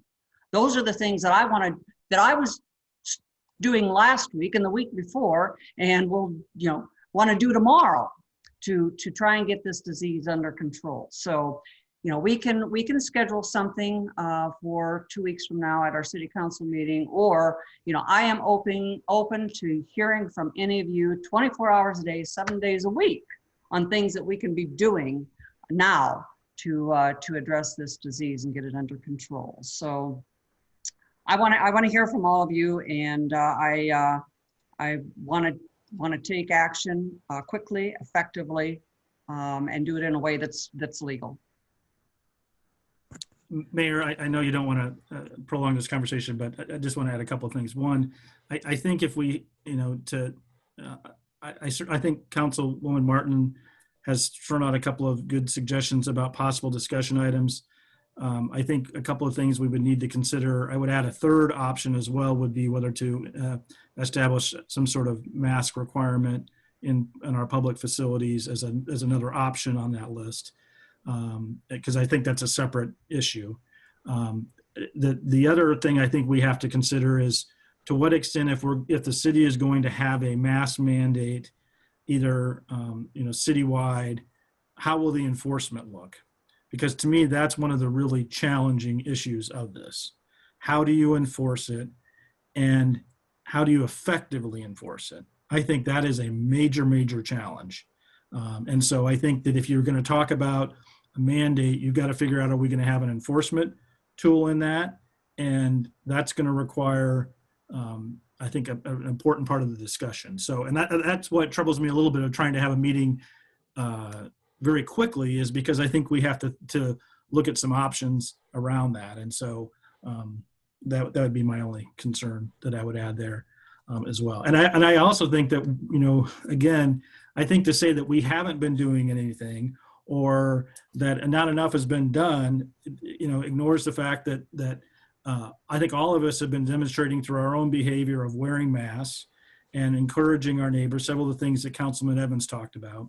A lot of us have been taking those actions individually as well, and as well as the mayor and the video that she posted, which I thought was very helpful and positive. Unfortunately, we had some folks in the community who didn't support that, which was kind of frustrating to me, that we had members of the school board being critical of that, which I was really disappointed by, considering the support we provided to the school board throughout this entire challenging situation. So I think that we need to be working together on these things and working in a thoughtful manner.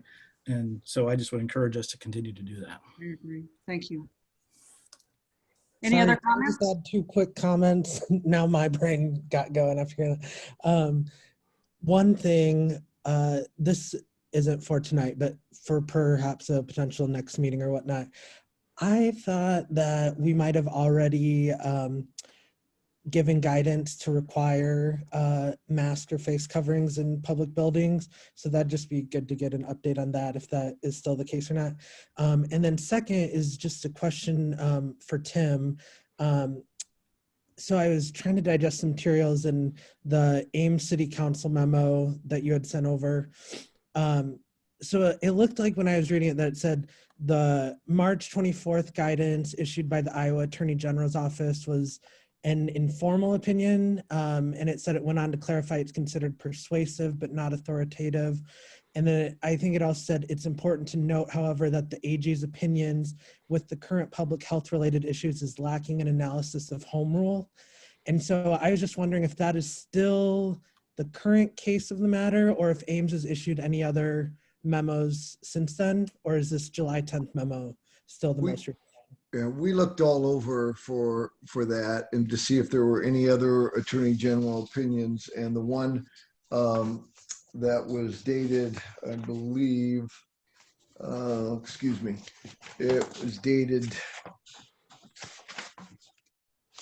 back in July that we had sent you. That's the last one we could formally find. June. There's one from June 23rd.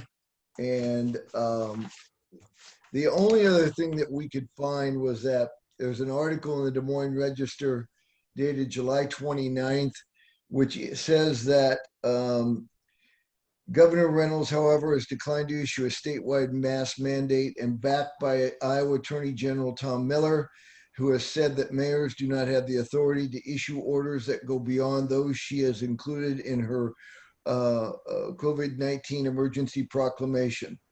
And I've tried to find that formal opinion today and could not find it. But I did, when Googling up and trying to research, I did find this article out of the Register.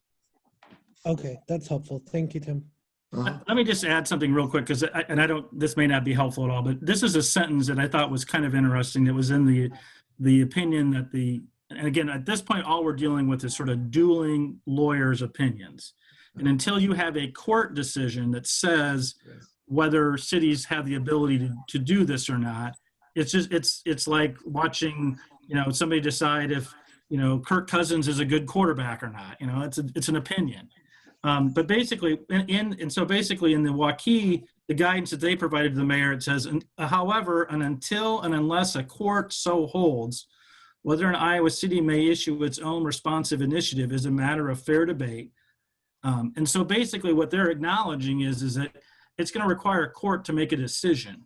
So I think it's important to understand this is, and that's why WACI is being sued, is because in essence, that's sort of a test case.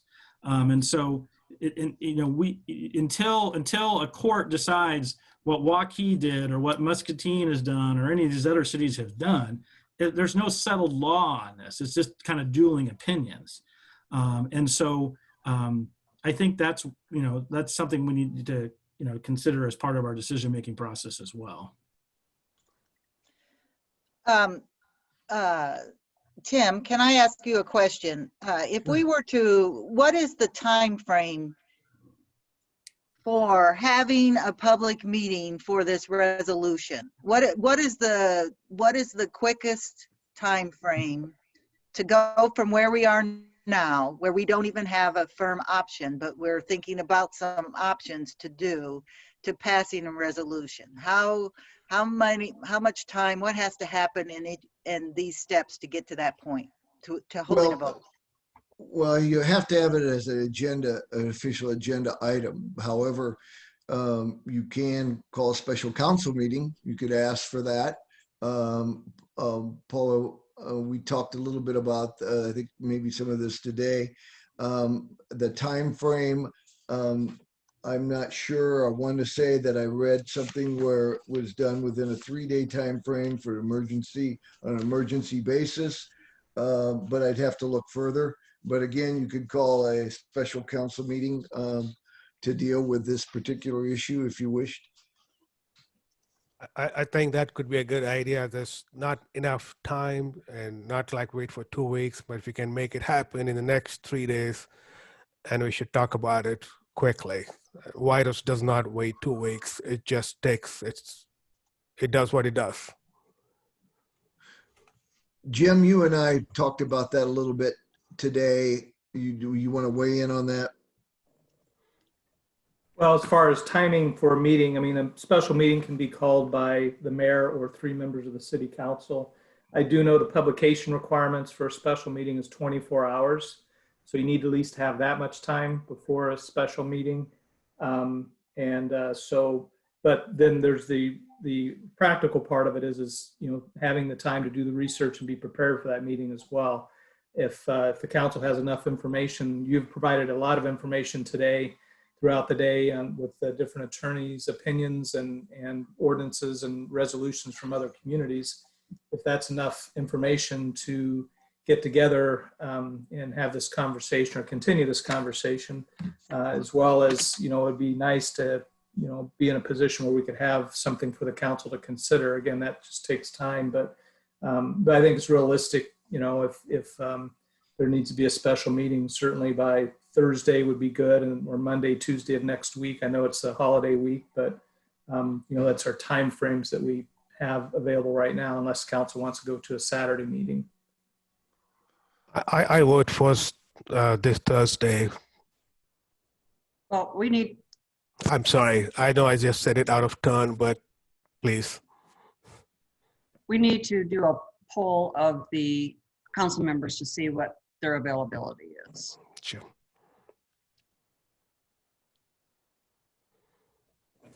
Are you asking now?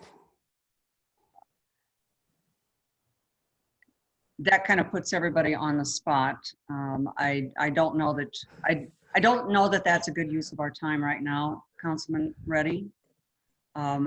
As Jim has already indicated, Jim and Tim have already indicated, we would have to give 24 hours notice. They need some time to prepare. I guess what I'm thinking is, as a practical matter, it probably makes sense to schedule something for next Monday,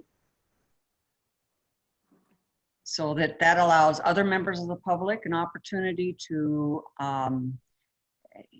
be aware that we're having this meeting. It gives everyone an opportunity to review the materials. It gives everyone an opportunity to attend the meeting and be prepared for the meeting so that we can have a thoughtful discussion.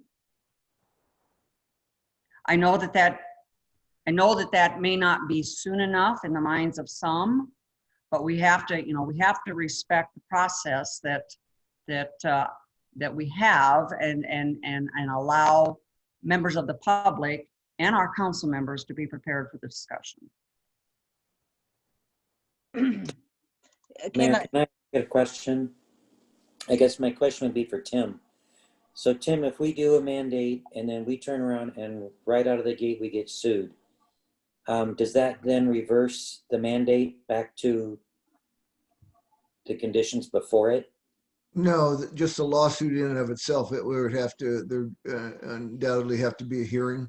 I would equate this maybe very similar to, if you recall, the issue about the online school and so many percentage of participation in the school. And you recall that Des Moines had an issue with the governor's proclamation and with the Department of Education recommendations, and that eventually got to Polk County District Court. But it did take several months to get there from the time. You have to go through the process, and obviously there's rules about expedited hearings, but that on the other hand, I will say that right now the Polk County Courthouse is running on fumes. They're trying to finish up every criminal case they possibly can right now before the end of the year, and they just and the state just moved back all the jury trials again. Again, it would take a court ruling, court hearing. Tim, if we do have this meeting on Monday for a mandate, and if some sort of mandate or proclamation is issued, there's no 3 readings or anything like that, or is there? Do we have some date in there? I suppose there's a date upon which it starts and a Right. date for it to finish. And once those dates happen, then it becomes. Right. I mean, you're going to have to go through the normal process of an ordinance, but, and they have the number of readings, but obviously you can move to waive and publish. In terms of a proclamation, I think a proclamation would take effect immediately. It could take effect immediately based upon how you would want to phrase it.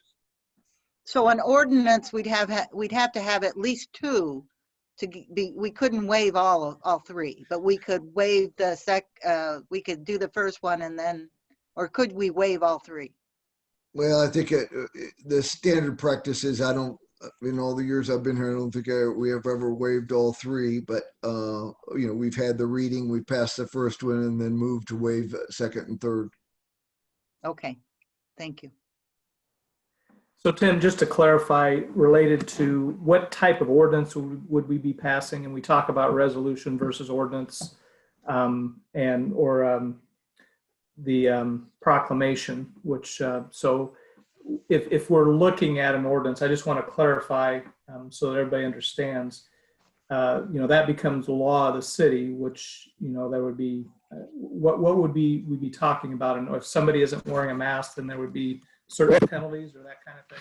Well, yeah, I mean, if you want to look at what Waukee did, you could look at the ordinance and then you look at what they indicated as far as penalty is concerned.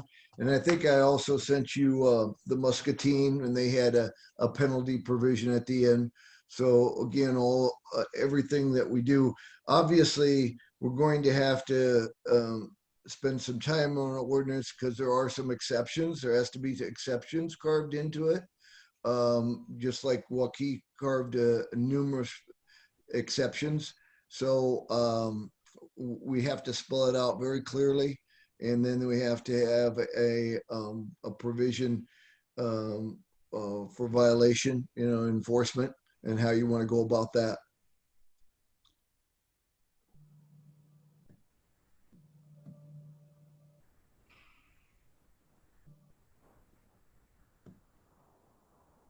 And as we're looking at, what I would suggest is, as we're looking at a city ordinance, we should also be taking into consideration the language in the governor's proclamation. If it's just the 15 minutes that we have issue with, then we can have a very limited ordinance to deal with that issue. Frankly, I think I glossed over the 15 minutes, and I think most people will. I think they'll interpret what she's done today as a general mandate, and those that are likely to comply will comply. And as Councilman Cope said, some people, no matter if there's a threat of a sanction out there, they're still not going to comply.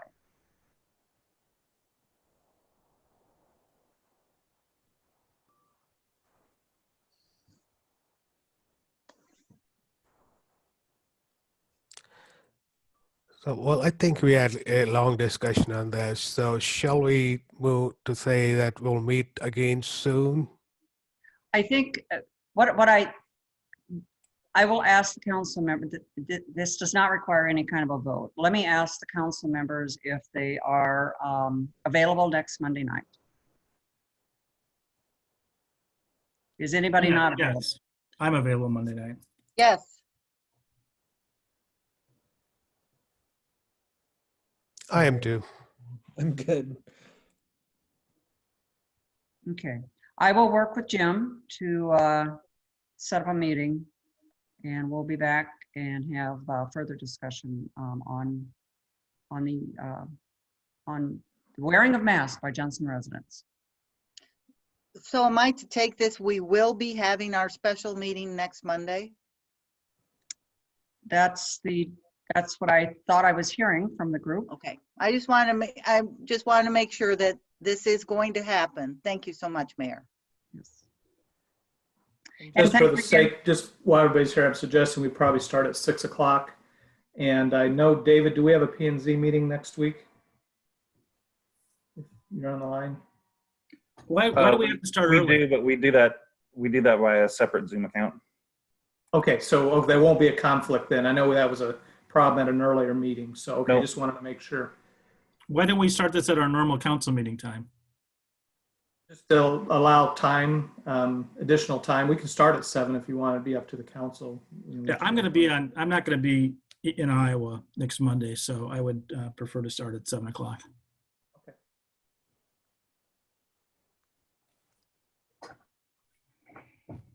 Okay.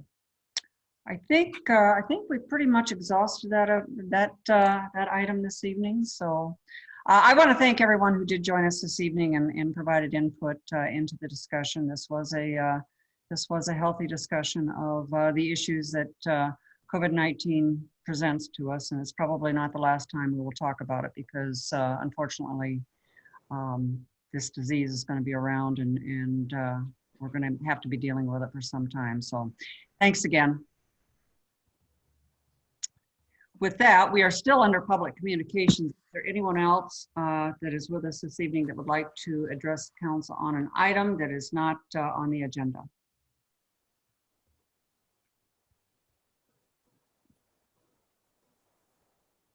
Fred, are we seeing anybody? No, Mayor, there's seemingly nobody, no hands are raised. Okay. Let's move on to public hearings then. We have one public hearing this evening, and that is to conduct a public hearing and consider resolution number 20-280, approving and authorizing execution of the development agreement by and between the City of Johnston and Impact 7G, Inc. And we'll open this public hearing at 8:57. Good evening, Council. This is a proposed development agreement with Impact 7G. They're an environmental services company that was previously located in Johnston. They've been growing pretty significantly over the last 10 years. They needed to relocate to a larger facility, but now they are again seeking to upgrade their facility and potentially construct a new building in Johnston and Windsor Office Park. It's approximately a $2.1 million investment for 11,000 square foot office building on lot 10. If you're trying to figure out exactly where that is, you can look at page 2 of the floor plan attachment and the documents attached there. They employ approximately 31 folks, fairly good salaries. This is a project that's a little bit bigger than what we typically see in West Office Park or along Beaver Drive, where we have a 5-year 50% rebate. So we're recommending a 70% forgivable loan in this instance, in part because the Windsor Office Park TIF district will be expiring within the next 3 years. So there's not time for the traditional rebate, but we do have the funds available within that TIF district to do the forgivable loan, which would be paid out upon completion and full assessed value of the building, and then forgiven at 20% each year until the final year upon 100% completion of the forgivable loan. A couple other comments just for background. The Windsor Office Park, we have not traditionally done TIF incentives due to the original agreement with the developers that constructed the infrastructure in Windsor Office Park. They've received a rebate over the last 15 years for that infrastructure.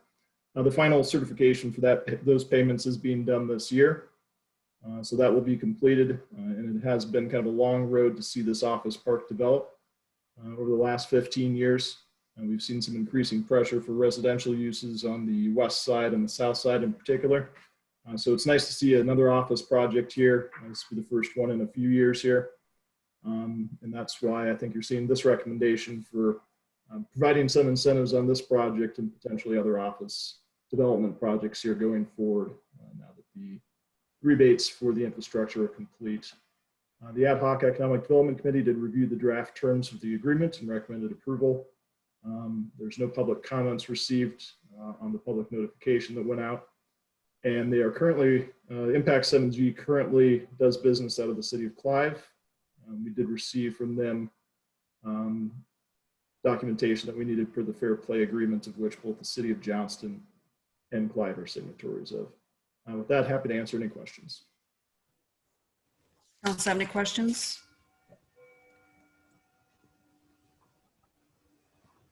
A second, I lost my agenda here. Brett, could you put the agenda back up again, please? Okay. If the council doesn't have any questions, do we have anyone in the audience that would like to address the council on this item? Nobody has indicated such. Okay. We will close the public hearing then at 9:01. Do we have a motion to approve resolution number 20-280? Move approval, Cope. Second, Scott. We have a motion and a second. Brett, vote please. Martin, Yes. Ready, Yes. Soroka, Yes. Cope, Yes. Evans, Yes. Motion passed. Moving on to the consent agenda. Do we have a motion to approve the consent agenda? Move approval, Evans. I second, Suresh. We have a motion and a second. Brett, vote please. Ready, Yes. Soroka, Yes. Cope, Yes. Evans, Yes. Martin, Yes. Motion passed. Moving on to the non-consent agenda. Item 8A, consider third and final reading of ordinance number 1034, amending ordinance number 791, providing that general property taxes levied and collected each year on all taxable property located within the Northwest 100th Street Economic Development Area in the city of Johnston, county of Polk, state of Iowa, by and for the benefit of the state of Iowa, city of Johnston, county of Polk, Johnston Community School District, and other taxing districts be paid to a special fund for the payment of principal and interest on loans, monies advanced to, and indebtedness, including bonds issued or to be issued, incurred by the city in connection with the 100th Street Economic Development Area. Amendment number 1 to the Northwest 100th Street Economic Development Area, and to adopt and publish. This is Adam again. There were no comments and no changes proposed to this ordinance. Any questions, council? I don't have a question, but Adam, would you just kind of, just in reading here, and you'd mentioned at the last meeting that there was maybe an issue with an easement. If you could just keep us abreast after our approval, presumed approval of this, where that project comes out, I appreciate it. Yes, there should be a development agreement that would come forward to City Council if that easement is resolved, and it's currently, as far as I'm aware, on a trajectory to be resolved. Great, thanks. If there are no other questions, do we have a motion to approve third and final reading of ordinance number 1034 and to adopt and publish? I move, Suresh. Second, Cope. We have a motion and a second. Brett, vote please. Soroka, Yes. Cope, Yes. Evans, Yes. Martin, Yes. Ready, Yep. Motion passed. Item 8B, consider resolution number 20-276, establishing a deer management zone on a private property for the 2020-2021 urban bow hunt program. Yes, the city received a request from a property owner out on 7351 Northwest 100th, and you can see the property on the screen. What they've requested is to have their property open to hunting under the Polk County Urban Bow Hunt Program. The property is about 12.8 acres, so it certainly is large enough to handle a hunt. We did send notice to all the adjoining property owners, letting them know that this meeting was being held, and if they had any concerns about hunting on the property, to communicate with me. I have not heard from anybody regarding this request. There are plenty of trees on the property. Brett, could you go up, scroll up? There you go. So where that red dot is actually this picture's flipped, so 100's on the top side, but you can see on the perimeter of the property there are plenty of trees in which the hunter can hunt. As with other private properties, it's up to the property owner to decide who and how many hunters they want to allow. My understanding at this point is that they're just have one hunter. They would possibly hunt this property if it is approved by the city council. So any questions from the council on this request?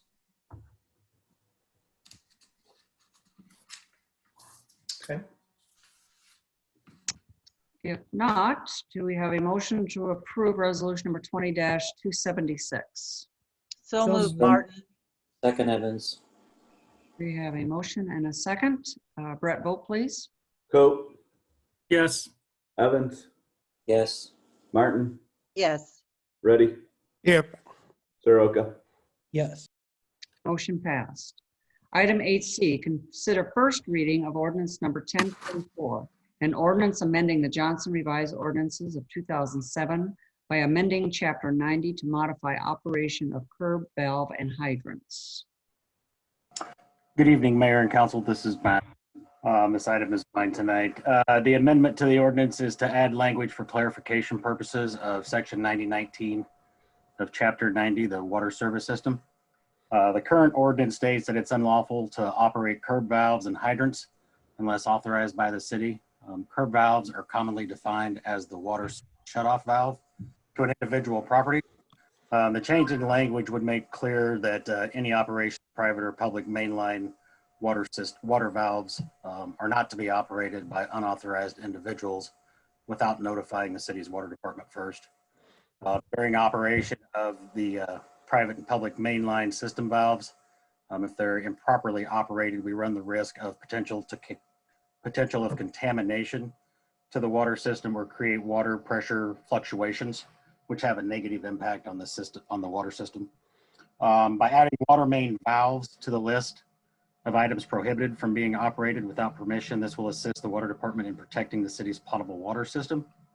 There are exemptions listed in the proposed amendment. They're intended to allow licensed plumbers to operate smaller private service lines, 2 inches and smaller, for construction or purposes, as long as they are able to notify the water department of the work to be completed.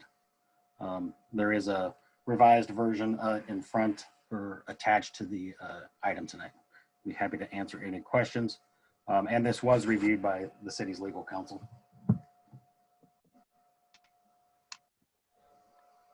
Council have any questions for Matt? Matt, this is Councilman Cope. So when you talk about a curb valve, we're not talking about the discs, the blue discs that sort of sits, sometimes are in the sidewalks that sometimes come up out of the ground, or what are you talking about?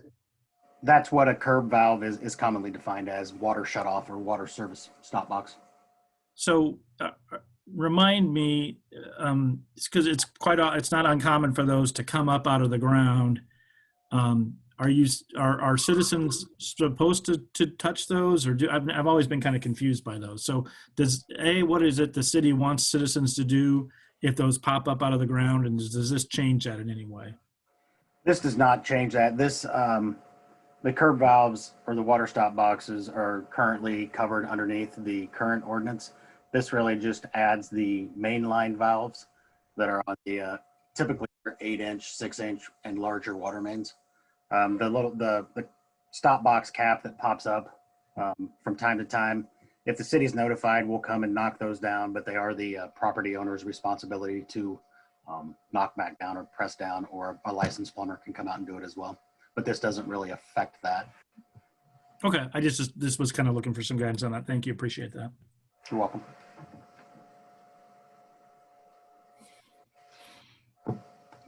Any other questions? If not, we have a motion to approve first reading of ordinance number 1044. So moved, Evans. I second Suresh. We have a motion and a second. Brett, vote please. Evans, Yes. Martin, Yes. Reddy, Yes. Soroka, Yes. Coe. Yes. Motion passed. Item 8D, consider approval of claims in the amount of $1,928,801.08. Do we have a motion to approve? I move the motion. Second, Suresh. Coe. We have a motion and a second. Brett, vote please. Martin, Yes. Reddy, Yes. Soroka, Yes. Coe. Yes. Evans, Yes. Motion passed. Moving on to city administrator comments. Jim? I just have two things I want to briefly mention to the council. First of all, I've been involved in an effort to work out some joint cooperative agreement regarding the Central Iowa water trails. And so there's been a series of meetings involved with city administrators and parks people within the metro area talking about what it might look like to have a governance structure and management around making sure that all the communities work together as we all put in access to our waters, like we have already the two access points that we put in, plus we have a third one planned. So we've had several meetings. I know the park directors have also gotten together to talk about what the maintenance part of this agreement would look like. And so John Smits has been involved in that as well. But just want to let everybody know this is going on. We're down to probably our last couple of meetings. Actually in December, they're inviting the mayors of the communities to join us to finalize what this draft agreement would look like. Certainly it will come back to all the city councils at some point in time, but I at least wanted to make you aware that there is this effort going on, and all the communities that have water trails available and are in the process of making improvements to those areas are working together to get some consistency on how we manage all their assets regarding the water trails. So more to come on that. I just want to let you know that effort is happening. And then just a quick update. I did get an email last week regarding the regional water project that's been happening, or at least conversations been going on for several years around the metro area. Certainly things have slowed down because of the inability to get together with the larger group due to COVID, but there has been a working group with representatives from all the water, all the communities that do have water facilities. And so they've sort of worked on what the structure of an agreement might look like for the Central Iowa water group. And so they are trying to get together a meeting scheduled probably the early part of December, where they'll get the large group back together and talk about the progress they've had in their conversations. And so this is really just an update for the council, just to make you aware of that I know we haven't heard a lot from them recently, but there has been some behind the scenes efforts going on. And so it should be coming back to the council probably right after the first year to have some conversations about how we manage our water resources throughout the Central Iowa. And that's all I had this evening. I do have one quick update as well on behalf of Aaron Wolf in regards to a couple of conversations and some work he's done in the Economic Development Committee. The first is a discussion item that's come up a couple of times regarding painting brick. We've looked into it, and that would be a non-permanent material applied to a permanent material. There's some concern that does not age well, and it's very hard to undo the painting of the brick as well. So I think the current plan, based off of the opinion from the Economic Development Committee, was to, when the code update gets underway here, is to add that to our policy of not allowing painting of brick on commercial buildings. So we welcome any other comments on that. But the second one was a discussion over the proliferation of dollar stores in Johnston and other communities.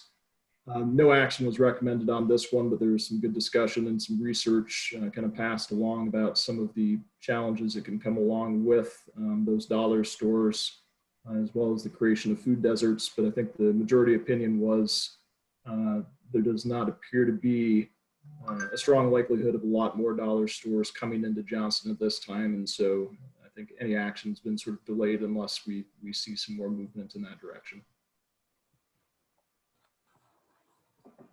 Thank you, Adam. Any other staff comments? Can I just ask a question real quick to Jim on the water trails? Okay. So Jim, when you talk about maintenance or what kind of the water trails, what will these kind of sort of agreements cover? Like, for instance, will we still be able to contract with whatever vendor we want to provide? It's sort of like we had the discussion earlier about kayaks, that type of thing. Is that going to be controlled by this agreement? I'm not really clear what is the purpose of the agreement or what it's going to cover.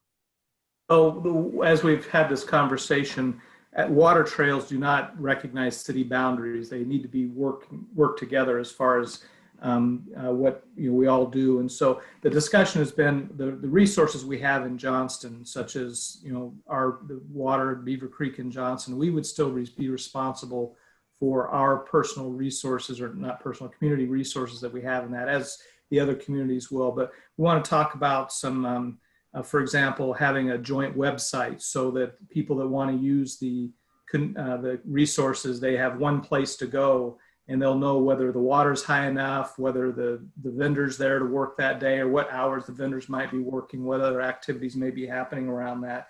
And there's also some talk about, the maintenance after storms, because, depending on where a storm happens, the waters could come up real quick. There could be a lot of debris that's clogging up the creek and the rivers, and how we can work together to make sure that we maintain those assets along with that.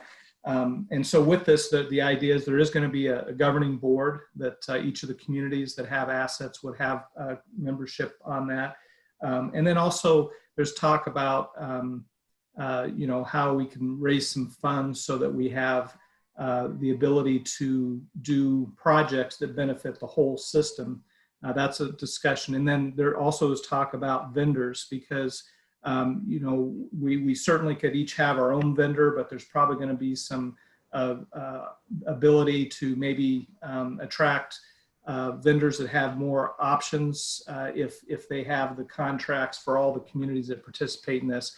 It could be one vendor, it could be 3 or 4 vendors, but just having a method that we can select those vendors and make sure, because the thought is that when people get on Beaver Creek, they could float down to basically Des Moines, and then having somebody that picks them up and brings them back out here. And if there's so working together to make sure we have vendors that both for concessions and for equipment and those kinds of things that can meet the needs of the whole group.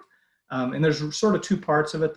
One part of it is like us that are on sort of the outskirts that have navigable waters, but there's also the component in downtown Des Moines where they've talked about doing some whitewater kayak, taking the dams out and doing those kinds of things. That's part of it. That's sort of a separate part of this, but it does all work together. And so even though Des Moines would have a bigger component downtown, all of us that feed into that would be working together in making sure that all the systems work, and there's some communication is consistent, and we've talked about signage being consistent, and just a lot of things like that when you have facilities that cross across jurisdictional boundaries.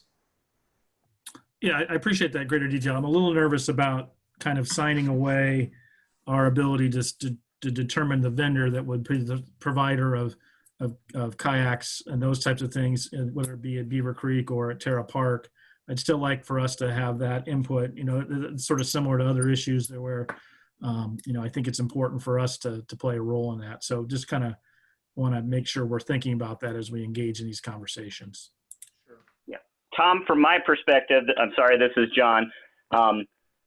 on our side, I think that they're wanting to keep the identity of all the access points and a lot of those components, as you mentioned, the ability to select your vendor or rental. I think those are good. Our component from the park side is really looking at the maintenance, the major maintenance components, and making sure that there's full accessibility to these spots after storms and so forth, but also making sure that fire departments, EMTs, all that have access down to the rivers at all these different locations so that safety is a consideration. They're trying to make sure that as new access points get built, that these things are being considered with the development of those sites. So that's from the park side, and we're working directly with the DNR. That's a lot of the components that are going into what we're looking at is those things that are absolutely critical at every access point to be considered as we move forward with these. Thank you. I appreciate that. Any other staff comments? Yes, Mayor, and Council, this is Matt. I do have seeking some comment or some direction. If you haven't been by the town center site, we did get some concrete down on the 2 northbound lanes of Merle Hay on our 62nd Merle Hay intersection project. I would like to work with Janet and get some communication out if the council and the mayor are amenable with maybe closing the intersection down so that we could get the middle turn lane poured. We'd like to try and do that this Saturday and use the same detour route that we have before, which is 59th Street behind Casey's up to Walgreens and back over to Merle Hay. The only problem with that is there may be some rain in the forecast on Saturday. This wouldn't be an all day or an all weekend closure. This would be limited to about 8 hours. We say that, but we don't believe that we need all that time, but I'd rather err on the side of caution.